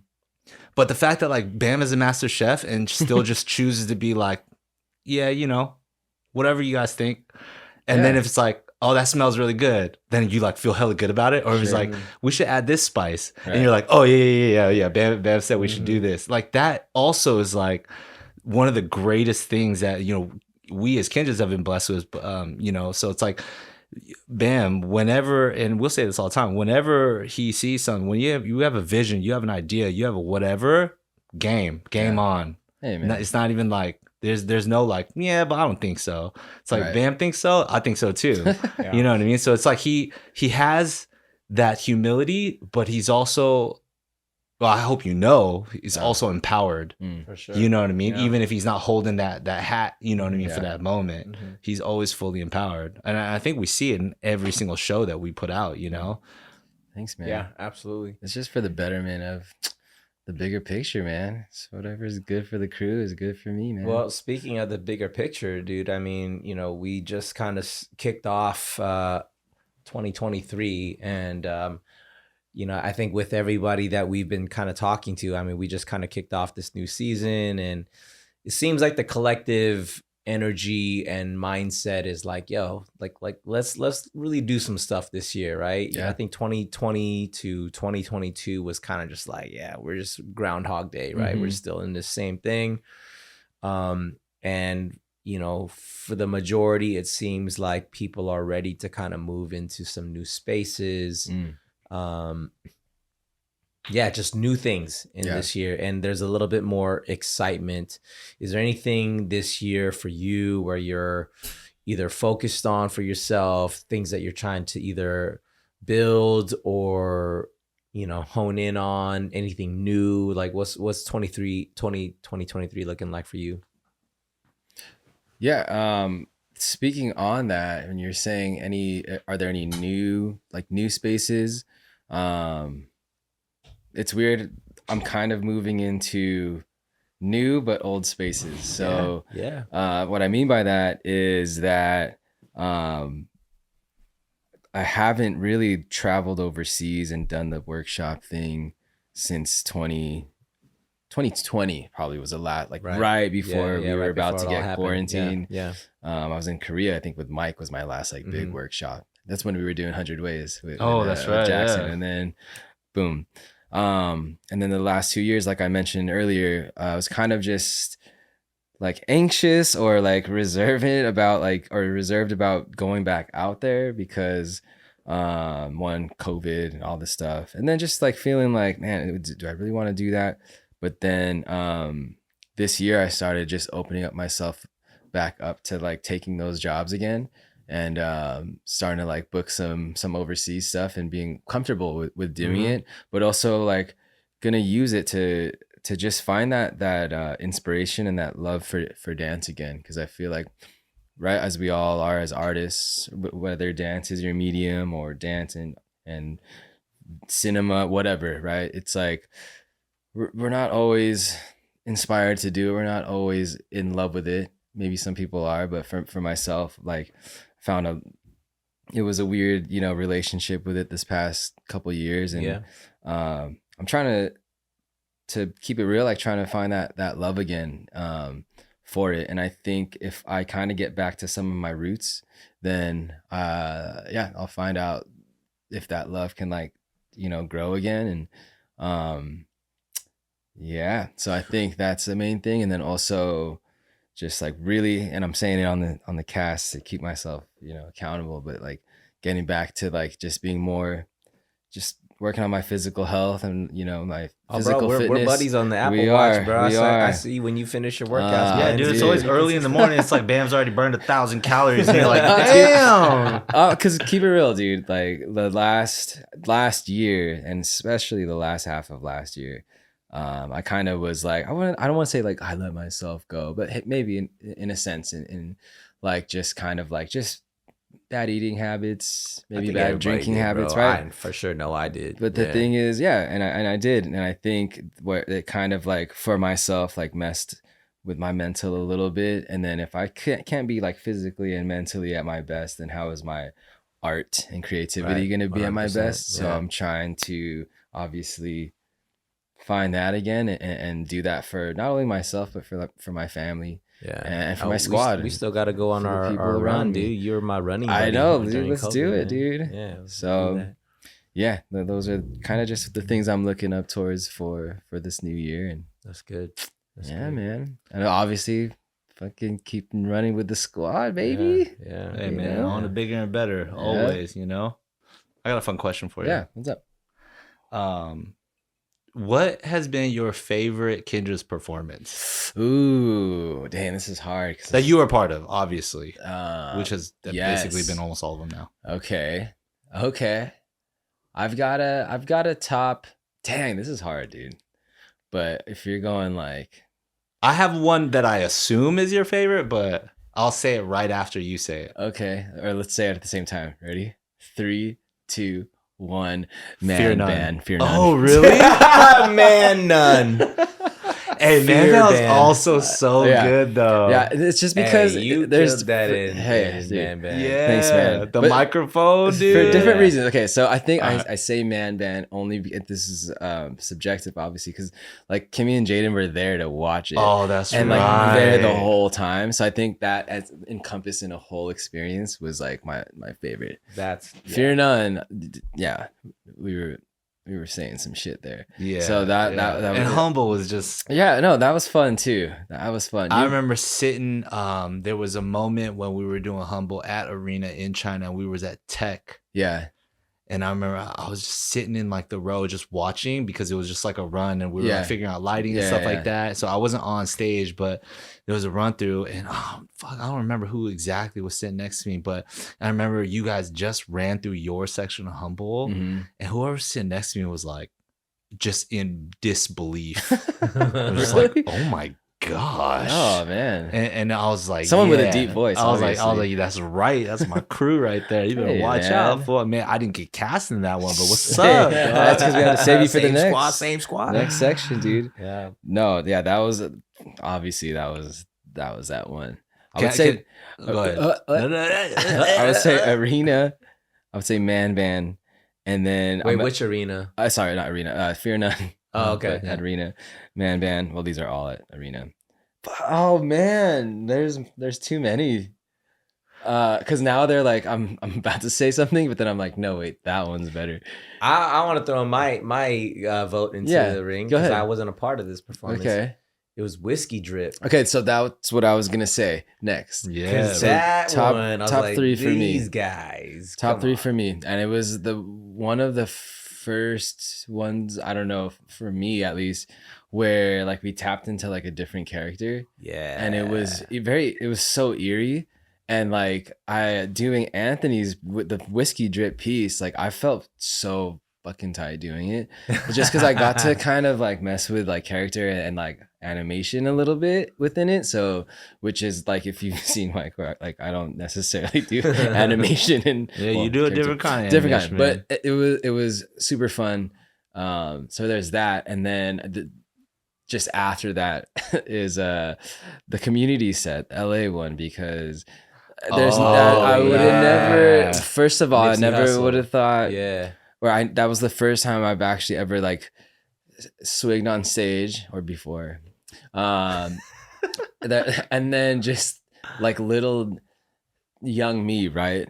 If he was like, "Hey, man, guess what? In 2019, you're gonna do your section right after KB from Jabberwockies, right?" Like yeah. And I'd be like, "Yeah, okay, guy." But that happened. Shout out dude. KB, dude. Shout out KB, still a hero, man. baby. Superhero, and like just that for me, like that moment, you know what I mean? His circle around, and then that was me, and that it's was just an like that epic was performance. Yeah, like I mean overall for gosh. sure.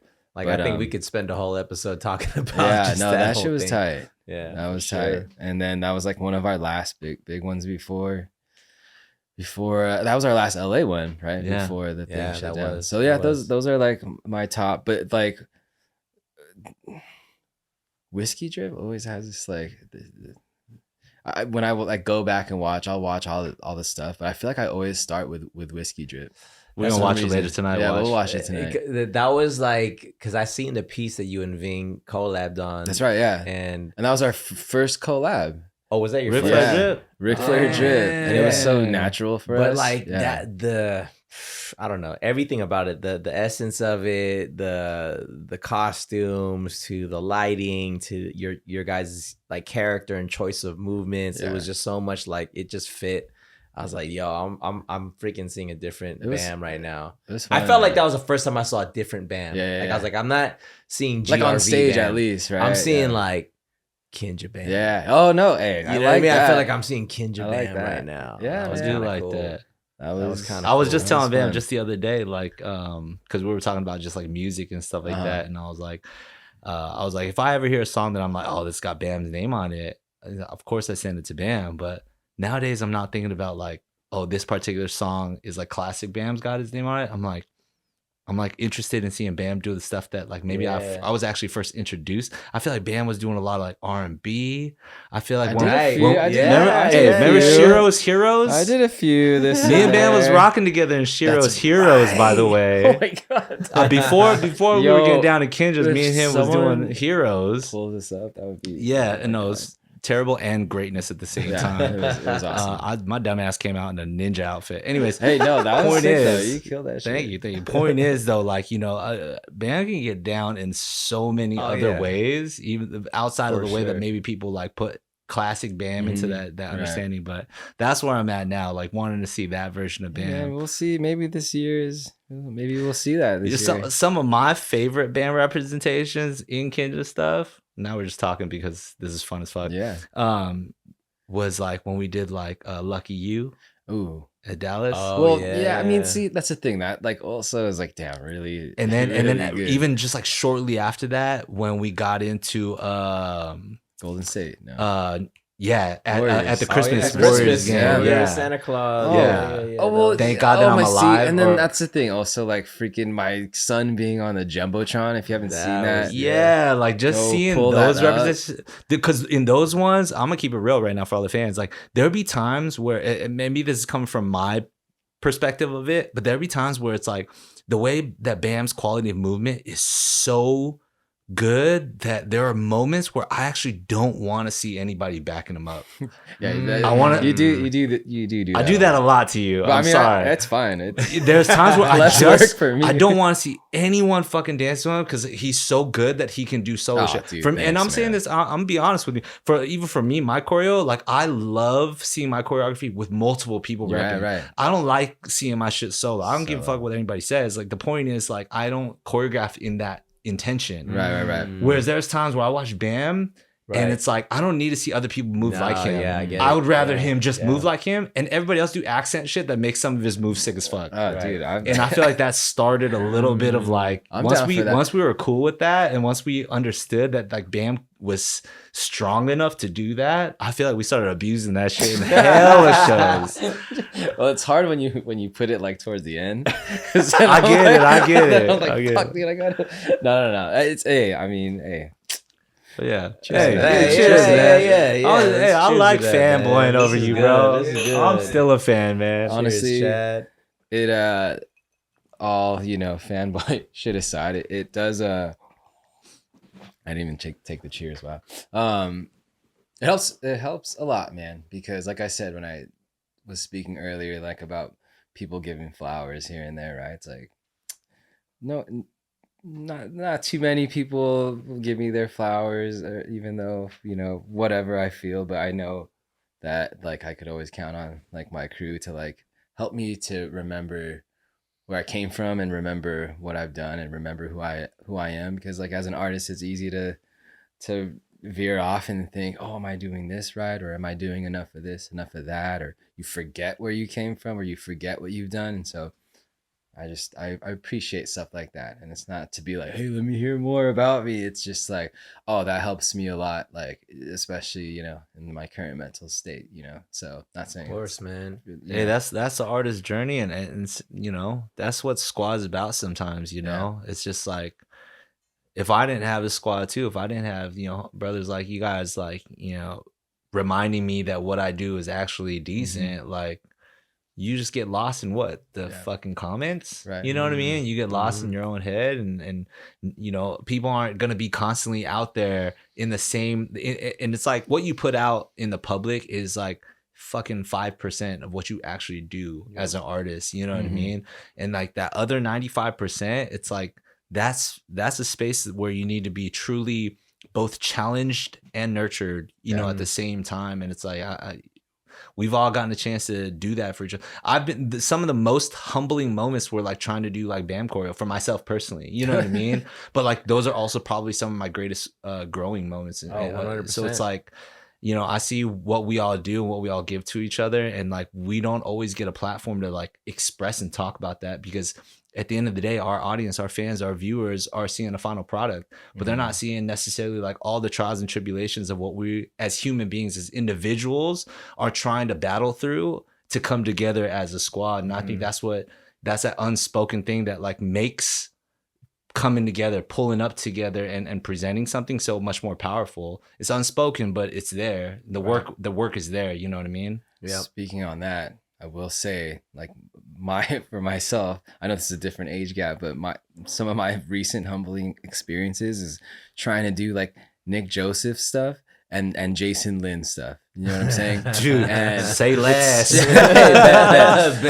but like it's again one of the reasons why I'm trying to stay fit and stay in there, to be able to not like, oh, do what they do in terms of like me doing what they're taking from them or whatever. It's totally being able to dance their stuff, right, and to keep up, right. That's like the goal. But like, dude, dude, we've been learning some of that.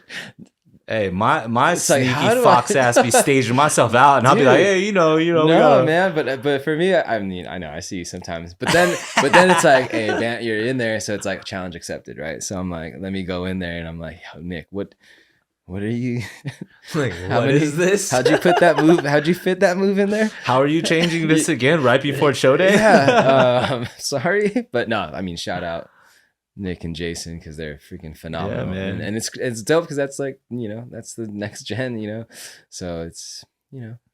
Hey, well, place. Speaking of that, man, I mean, we're talking about next gen, future facing things that are kind of like, we can't help it, right? Time is gonna always win, and we can't fight against time. Yes, and like, as you're saying, you mentioned earlier that like you don't really have this like, like these are my goals right now, I'm gonna try to evolve into this or that. Like you're kind of, I mean, and feel free to correct me if I'm off here. Like, you kind of have, like, you kind of go with the flow, and like whatever kind of is like in front of you, you kind of learn to all right, like how do I adapt to this, Yeah. and like how do I make this a part of my world, if you want it a part of your world. With where you're at now, you know, we're kind of like well into this year now. You know, we're at the end of January. Well, whenever this comes out, but like, are there things right now that are different for you in terms of how you've approached planning for a year, or goals that you have, or like things that you're trying to kind of like create for yourself to like, you know what, I want to like set this up so that I can see this result? Is there anything like that going on for you right now? Really just kind of what I mentioned before is just like, let me, I took some time off actually after South Africa with little things sprinkled here and there, but nothing too serious. But I kind of obviously took time for the holidays and my family. Like I'm very, very family oriented. Like I feel like I'm not, when they leave or when I'm really separated from my family, I feel like a lot of something's missing. And I'm sure a lot of people do that too, but I took time for that for family and holidays. But again, I took time to really just like work on myself and my, you know, just feeling good about myself. So that way my whatever I create from here on out is genuine. So I kind of actually took a lot of January to do that, and then starting February things are starting to pick up again, and just going for it. And yeah, I think that for me it's just like being okay with taking that time off and setting myself up to run later. So yeah, It's good. It's good. that's pretty much it, man. Yeah. Well, with that said, I mean, you're doing all this because you want to create a life not just for yourself, but for your family, Absolutely. for your son, your wife, and your friends, your crew.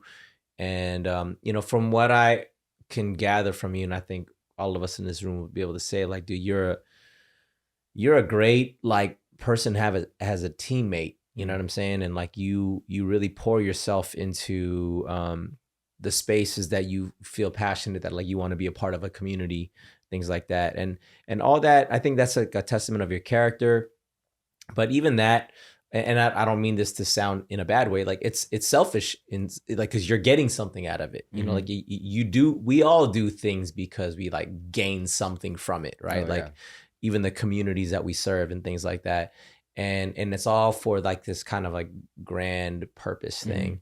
And then we can define that as success. Like, oh, if I'm able to build this or do this or serve people in this way or have this kind of impact, it's going to make me feel good because I feel like this is something that I care about, right? And so that term success, you know, I don't think we really tapped into this in our last episode with you, with everything that you've kind of built for yourself, with what you've learned through the pandemic, and yeah, like just how impactful you are, you know, in the spaces that you are in. How would you define that term success? Oh man, it's a heavy one, but It's a heavy one. It's heavy, but it's also like pretty simple. You know what I mean? There's like people who have all these theories and different sayings, and I'm sure they all kind of like revolve around the same things, like happiness, right? For me, success is like when I successfully finish a job or successfully whatever it is. I think it's just like making sure that my family is taken care of, Jaden and Kimmy. I think success is taking care of your family, and for taking care of yourself, taking care of your, I think I said this last time, to be honest, your mental health. Because it's just like, man, some people will be out here, you know, doing a bunch of stuff and being successful or being everywhere, making all this money or being relevant, and they create like a certain thing in their head and like narrate a different story in their head where they think people are, you know, not about them or whatever, you know what I mean? People will like create different things in their head, and maybe it kind of like it creates like a negative and a toxic space around a circle that they are part of or may have been a part of. But it's stuff like that where it's like, take care of your family, take care of yourself, but also like take care of your mental health. And I think that if you like focus on those things, like success is, it will always be there, and for me, that's why like I'm taking care of my like I keep saying this, but it's just something I've been doing, recently. So just taking care of my physical fitness, my mental health, and then being able to put all my focus into my jobs, which then in turn take care of my family. And I think if I can do that, then I'm successful, so. It's good. It's good. It's really good. I admire that.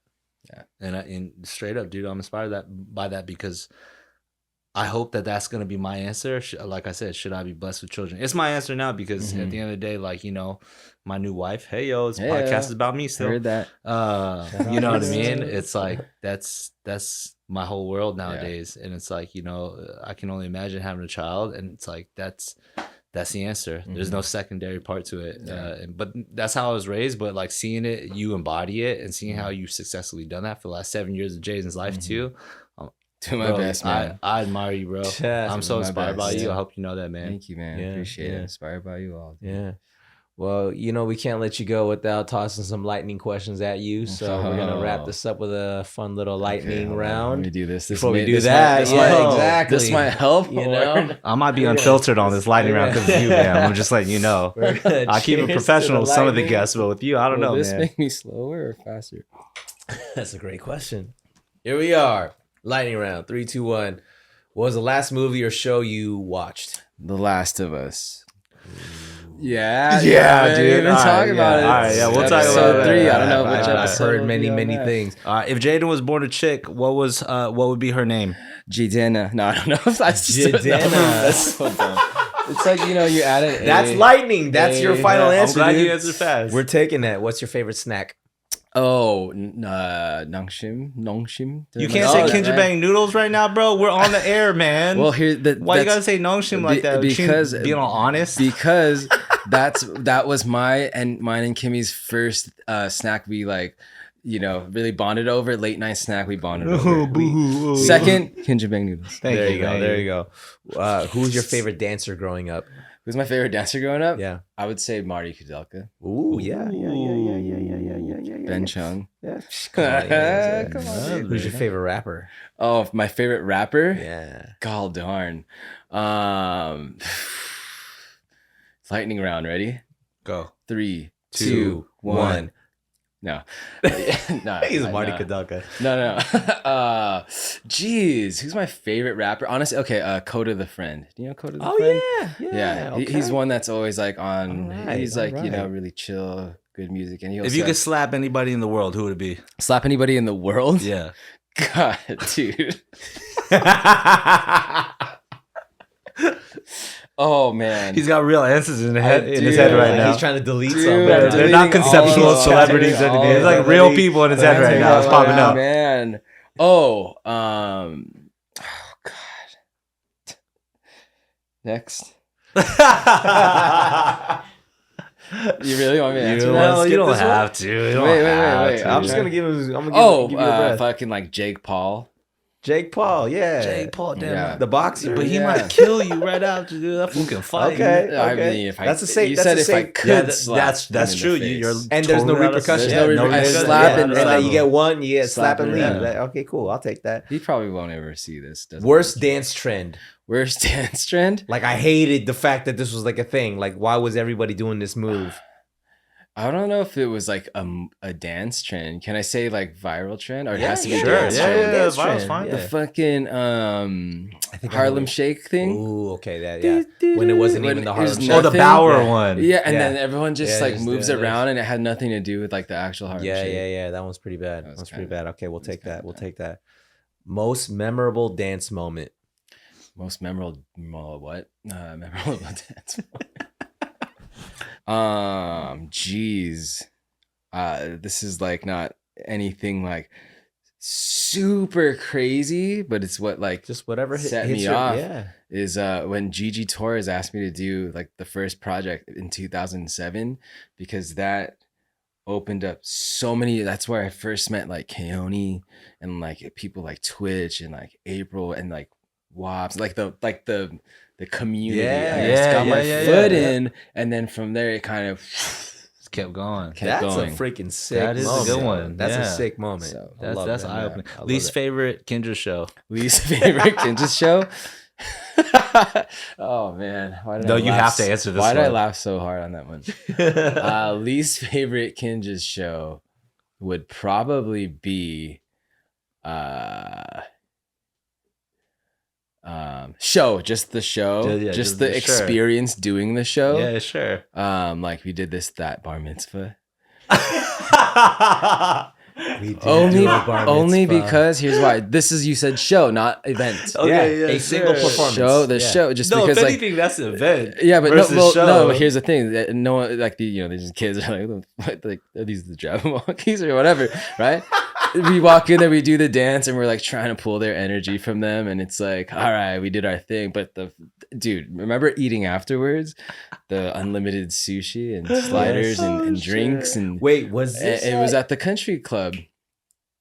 Oh, you're right. This I'm was thinking- like recently, I'm not thinking, recently, but last year. Yeah. Am I allowed to say that? Are Last they year. never gonna book us again? You know what? But they only turned 15 Everybody once, knows right? that bar mitzvah is all about the bag, so it's not a big deal. So it was probably Come on that now, was just like the most recent one that I could put Yeah. by. I'm like, I did not like really enjoy like dancing that show, but afterwards and then beforehand was It great. is what it is. All right, let's get a little bit lighter. Favorite place that you've traveled to Favorite place that I've traveled to ever? ever, Japan. Okay. If you were to add one more person to Kinjaz right now, who would it be? Oh, Shanlu. Oh. Just gonna leave that there. What is your hidden talent? Hidden talent. I have plenty of hidden talents. I know It you actually do. has a million. I know. dude. That's why I wanted you to pick No, one. I'm just like a handy guy, handyman. I'm a You handyman. are a handyman. I learned that from my dad. I know we were putting down the way we were raised earlier, but hey, come on, shout out to my dad. Okay, pops. All right. I would say flipping a lit cigarette into my mouth. I remember you What doing the this. hell? Oh my god! Did you look around for one? I'm like, as is if there we're a gonna lit do one right cigarette now. somewhere where we can test this? Yeah, and we'll verify. we'll do. Yeah, we'll verify. Okay, maybe it after later. we're Yeah. okay. I need to see this. But I one. don't smoke anymore. That was probably one of my other greatest feats. Okay. Yeah. Chad's about to toss you a marker. What is your biggest pet peeve? When someone can't throw a marker the right way. Oh man, biggest pet peeve. Oh man, You just got so many, or there's what? it's not that I got so many. It's that well, I am a germaphobe. So I think it's when people like leave things that can cross contaminate on the counter. We talked about this. Okay, yeah. This is true. Ben be Yeah. the guy who's like Yeah. cleaning up at the end of every party, and it's Yeah. like my favorite thing because I'm really good at throwing events. I'm not necessarily great at cleaning I am a after great- everybody I'm a great in cleaner that upper. moment. I'm very good at cleaning up the next day when I'm sober. Sure. But in that moment, he's always like, Yeah. Oh, you're somehow cleaning up like even he's while you're cleaning up at the like party. in party mode. You're Yeah. cleaning up. Okay. Yeah, it's just. Hey, I that's don't kind know. of cool though. I mean, invite me to your next party. It's like, see, you're the guy that has like the pet peeve that like everyone's like, damn, I want Bam at my next party Yeah, because that's well, gonna, I'm they're gonna there. benefit off of that. All right, cool. What is your biggest fear? Oh man. Oh, dude, I don't want to say this. What? Say it, dude. It's because I'm gonna fly next week. What? It's a It's flying like thing. it's like a flying thing. If you get my drift. Oh yeah, I think I get your drift, but Yeah. you want to That's your biggest fear, and yet you still have to fly all the time. Yeah, I know, but that's like, it's that's like- where the like, anxiety. where the like That's the- why the- you always be getting drunk right before every Yeah, flight. yeah, or Wait, just, that you makes so know, much sense that's, now. and that's why, like, when I said no to a lot of things, like post, COVID. Wait, you have a fear of flying? It's not a fear of flying. It's like If something goes wrong? if you know what if you Yeah, I catch my get your drift, and that's drift. why it's like when people like Kimmy was like, oh my God, did you see that thing about the plane crash the other day? I'm like, no, I didn't. And why did you have to bring that up? Like it's that, because I'll also have wild dreams on the plane about that happening. And it's about not being able to be with my family. Right. And you know, God forbid, this is also might be really sad, but if like my family was on the flight with me, I might be more okay with something happening than at least you're with your that's friends. fucking dark. But wow, it's super deep. I get it. That is. All right. Yeah, that's legit. All right, let's lighten it up. Don't end on that one. No, we're not gonna let. What is your favorite quality about yourself? Oh man, my favorite quality about myself. It'll make you uncomfortable, bro. You're too humble. Is self-awareness. Just being able to like read the room. That also might be my biggest downfall too, because your radar is sharp. I might let that kind of mess with the way that maybe they're not really thinking. Self-awareness. So I take myself away before I like put myself out there too much. So you tend to want to read the room before you start. Well, it's also like, energy in there. for example, too, like if something, if I got like drunk one night and then something happened, I said something stupid, being able to like say the next day, hey man, I know I said that, that wasn't me. Whereas there's some people who like don't have that self-awareness. You know what I'm being saying? able to call yourself out. After exactly. Yeah. But it's stuff like that. That's a big quality. There's a lot of people who not a lot of people can do that. No self-awareness. Yeah, dude. yeah. And I apologize in advance. No. If, you know what I mean. It's no one in this room. Or like there's anyways. Go ahead. Nah, that's a big quality. That's getting too deep. This is the deepest podcast I've ever done. Deepest lightning round. Well, now we're like phasing out a lightning. We keep saying we're gonna go light. So we structured this. We would like the when easy the thunder stuff, round, and then now we're in the storm round. We let the storm, like just hang out. So for yourself, Bam, you have a son. I know that you have like a lot of stuff from your childhood and the way that your parents brought you up, that you're either learning how to be like, how can I apply some of that to how I'm raising my child, to like what some of the stuff that I'm like, maybe, I don't want to instill into my child. And my question to that is, if you were to be able to go back in time, hop in a time machine, freaking the DeLorean, go back in time, go back to 7-year-old Bam. Oh, 7. 7-year-old Bam, and you can give 7-year-old Bam a word of advice. What would that advice be? Oh man, I would say like, hey man, don't worry. It's not all about you. It's not that your parents don't love you. They really do. Oh man, am I getting deep? Damn, that was deep as freak, dude. I'm sitting here like my eyes are all getting bigger. Like, oh shit. Yeah. Like they really do care about you. So and can I keep going off? Keep going, man. It's because as a kid, I felt, well, I was, there's 4 of us, but I was technically the middle child in different instances, right?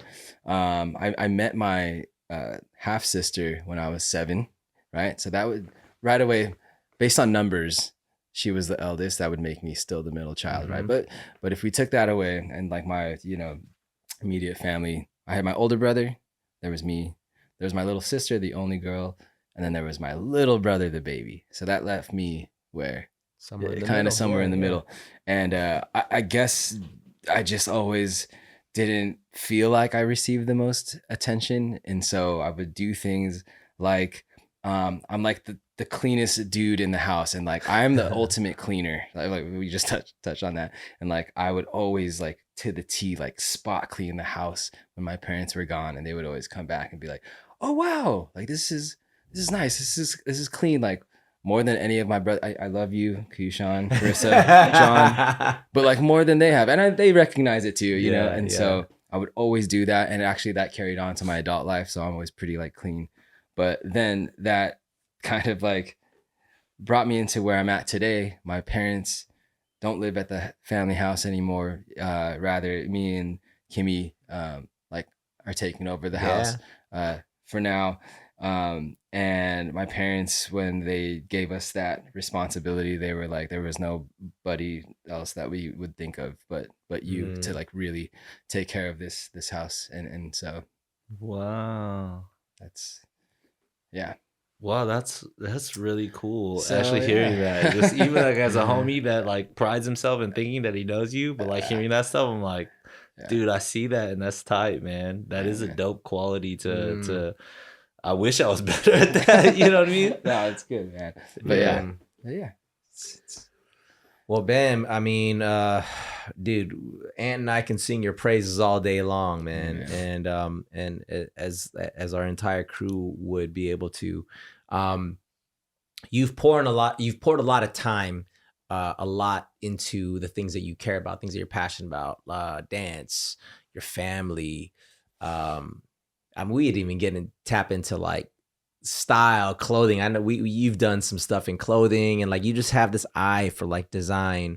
Oh, thanks, man. And yeah, dude, we coin you Swounsler, you know what I mean? Like there's so many things that you have you're just good at because you've just put a lot of time, care, and attention into these things. But the key word I think is time. With time, anybody can get better at something with the time that they pour into something. And so that kind of like, mastery, right? If you pour enough time into something, you can essentially master something. And Bruce Lee has this quote. So last time we had you on, we had this, your golden rule, which if anyone's curious about what Bam's golden rule is, go back to that episode and listen to that. But in this season, we're curious about where people feel that they've been able to master something. And, again, you're a very humble guy. I already know you're being like, oh, I've never mastered anything. We're like, no. You've mastered something. Bruce Lee has this quote. He says, I fear not the man who has practiced 10,000 kicks once, but I fear the man who has practiced one kick 10,000 times. So it's time. It's just the amount of time that you've poured into one single thing. What is one thing that you feel like you've been able to master? Humility. You have. Even that answer is so good. No follow-up, just one word. Hey, man, it's so good. You are a freaking humble guy, and you know what? I want to praise that because I think there's a lot of false humility in the world, right? We're like humble brag, right? And like low key flex and all that. I feel like in knowing you. And I know your ability. I've seen you like execute at the highest level, and then classic Bam response. Hey, I'm just here to hang out. It's like, shut the freak up, bro. You're not just here to hang out. I'm just trying to impress you. But like, you are hanging out, and it's great and all. But like, like you just did a dope thing, and like we couldn't have done this without you. But having that energy and having that mentality, mindset, and bringing that into a space really energizes a space. It really like, it also checks the space too. It's like, okay, this dude is like a high level executor is not searching for the praise. It's not like, like, what's up? Like who's going to recognize me for what I do? Like you don't do that. And that also sets a tone and an energy for the space to be like, oh man, this guy's executing on such a high level, yet he's still wanting everyone to feel seen, valued, a part of the thing, and like it's guys like you, it's energy like you, mentality like you, and the work ethic like you that I think helps grow and like nurture that kind of space. And from my time with you, bro, here in Kinjaz, like I've really felt encouraged by you. And again, like I'm not trying to use the age thing as anything, but I can just forget like, oh, this guy's like younger than me, and he's just like pulling stuff from me. You know what I mean? He's encouraging me and inspiring me, and that just goes to show for myself. I'm like, there's no age or anything that needs to be attached to a quality like that. That's just something that you uniquely have, and just want to acknowledge you with that, bro. And just like, hey, thanks, man. Yeah, man. I do want to say one more thing about the humility thing. Give it to us. Because you're saying like false humility and stuff like that. And it's not to say that I'm not confident or proud of the things I've done and who I am. Like I am. There was one time where like we were in Vegas, I remember, and like some dude like was like knew me from like Kinjaz or something and was like, hey, can you take a picture? And I was just like, oh, it's fine. And one of my friends was like, dude, why?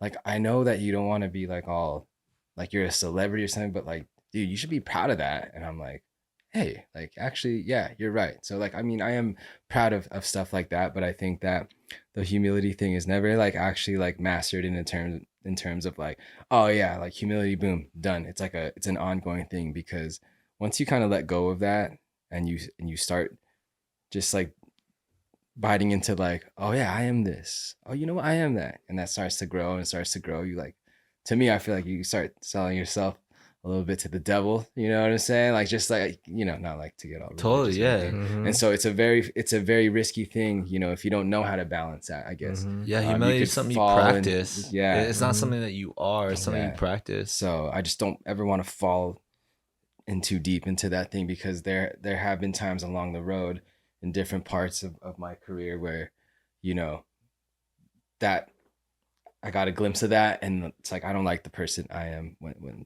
you know what I mean. So I'd rather just keep it to who I am and keep it, you know. So but I am, you know, I'm proud of where I am. Dude, I'll agree. That is something that you have absolutely mastered, man.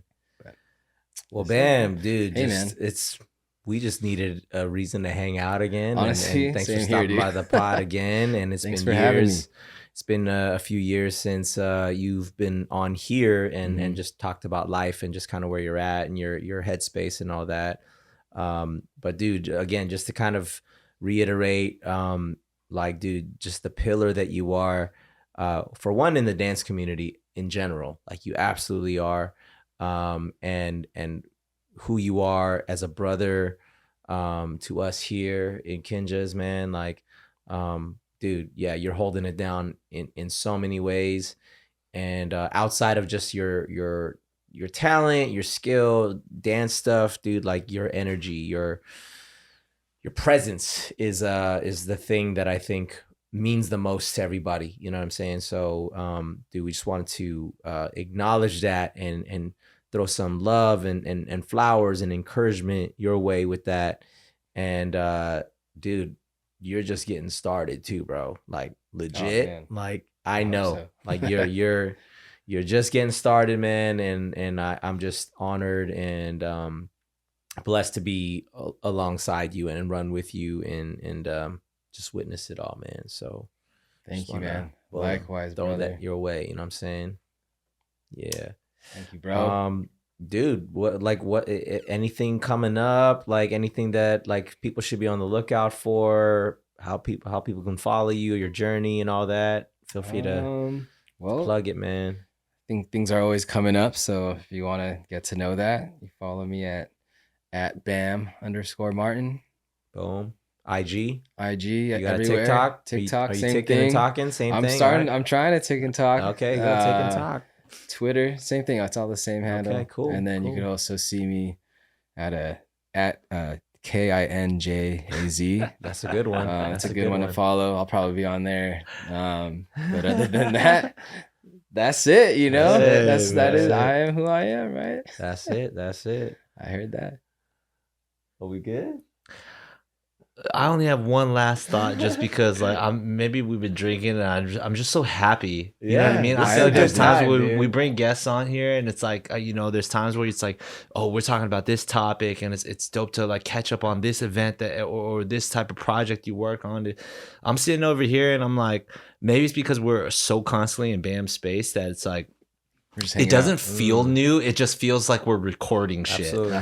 Yeah. But I'm having some of the most fun I've had. But like for the sake of this moment and for the opportunity that is presented by, you know, the formality of recording things and documenting things, I just want to take a moment to say that, like, bam, man, you like for who you are and what you've done, also just for the squad straight up, like you weren't added to Kinjaz, you helped make Kinjaz what it is. You know what I mean? I just want you to know that, like, thank you. It's a never ending pleasure and honor to like be able to rock with you. Like humbly speaking, like I'd be comfortable rocking in your shadow. You know what I mean? For the rest of it, and I don't know, man. I just look up to you, and we don't get a lot of opportunities to be able to say that in a way that's just like, let's have dialogue. So, you know, what a greatness it is to be able to have the Kinjaz podcast, to be able to even sit here for like 2+ hours and just chat with the homie, and not have an agenda of like things we need to talk about, but just connect with somebody at informal conversation, because I think everybody could use that. Everybody could use just great conversation, no matter how close you are to somebody. Sometimes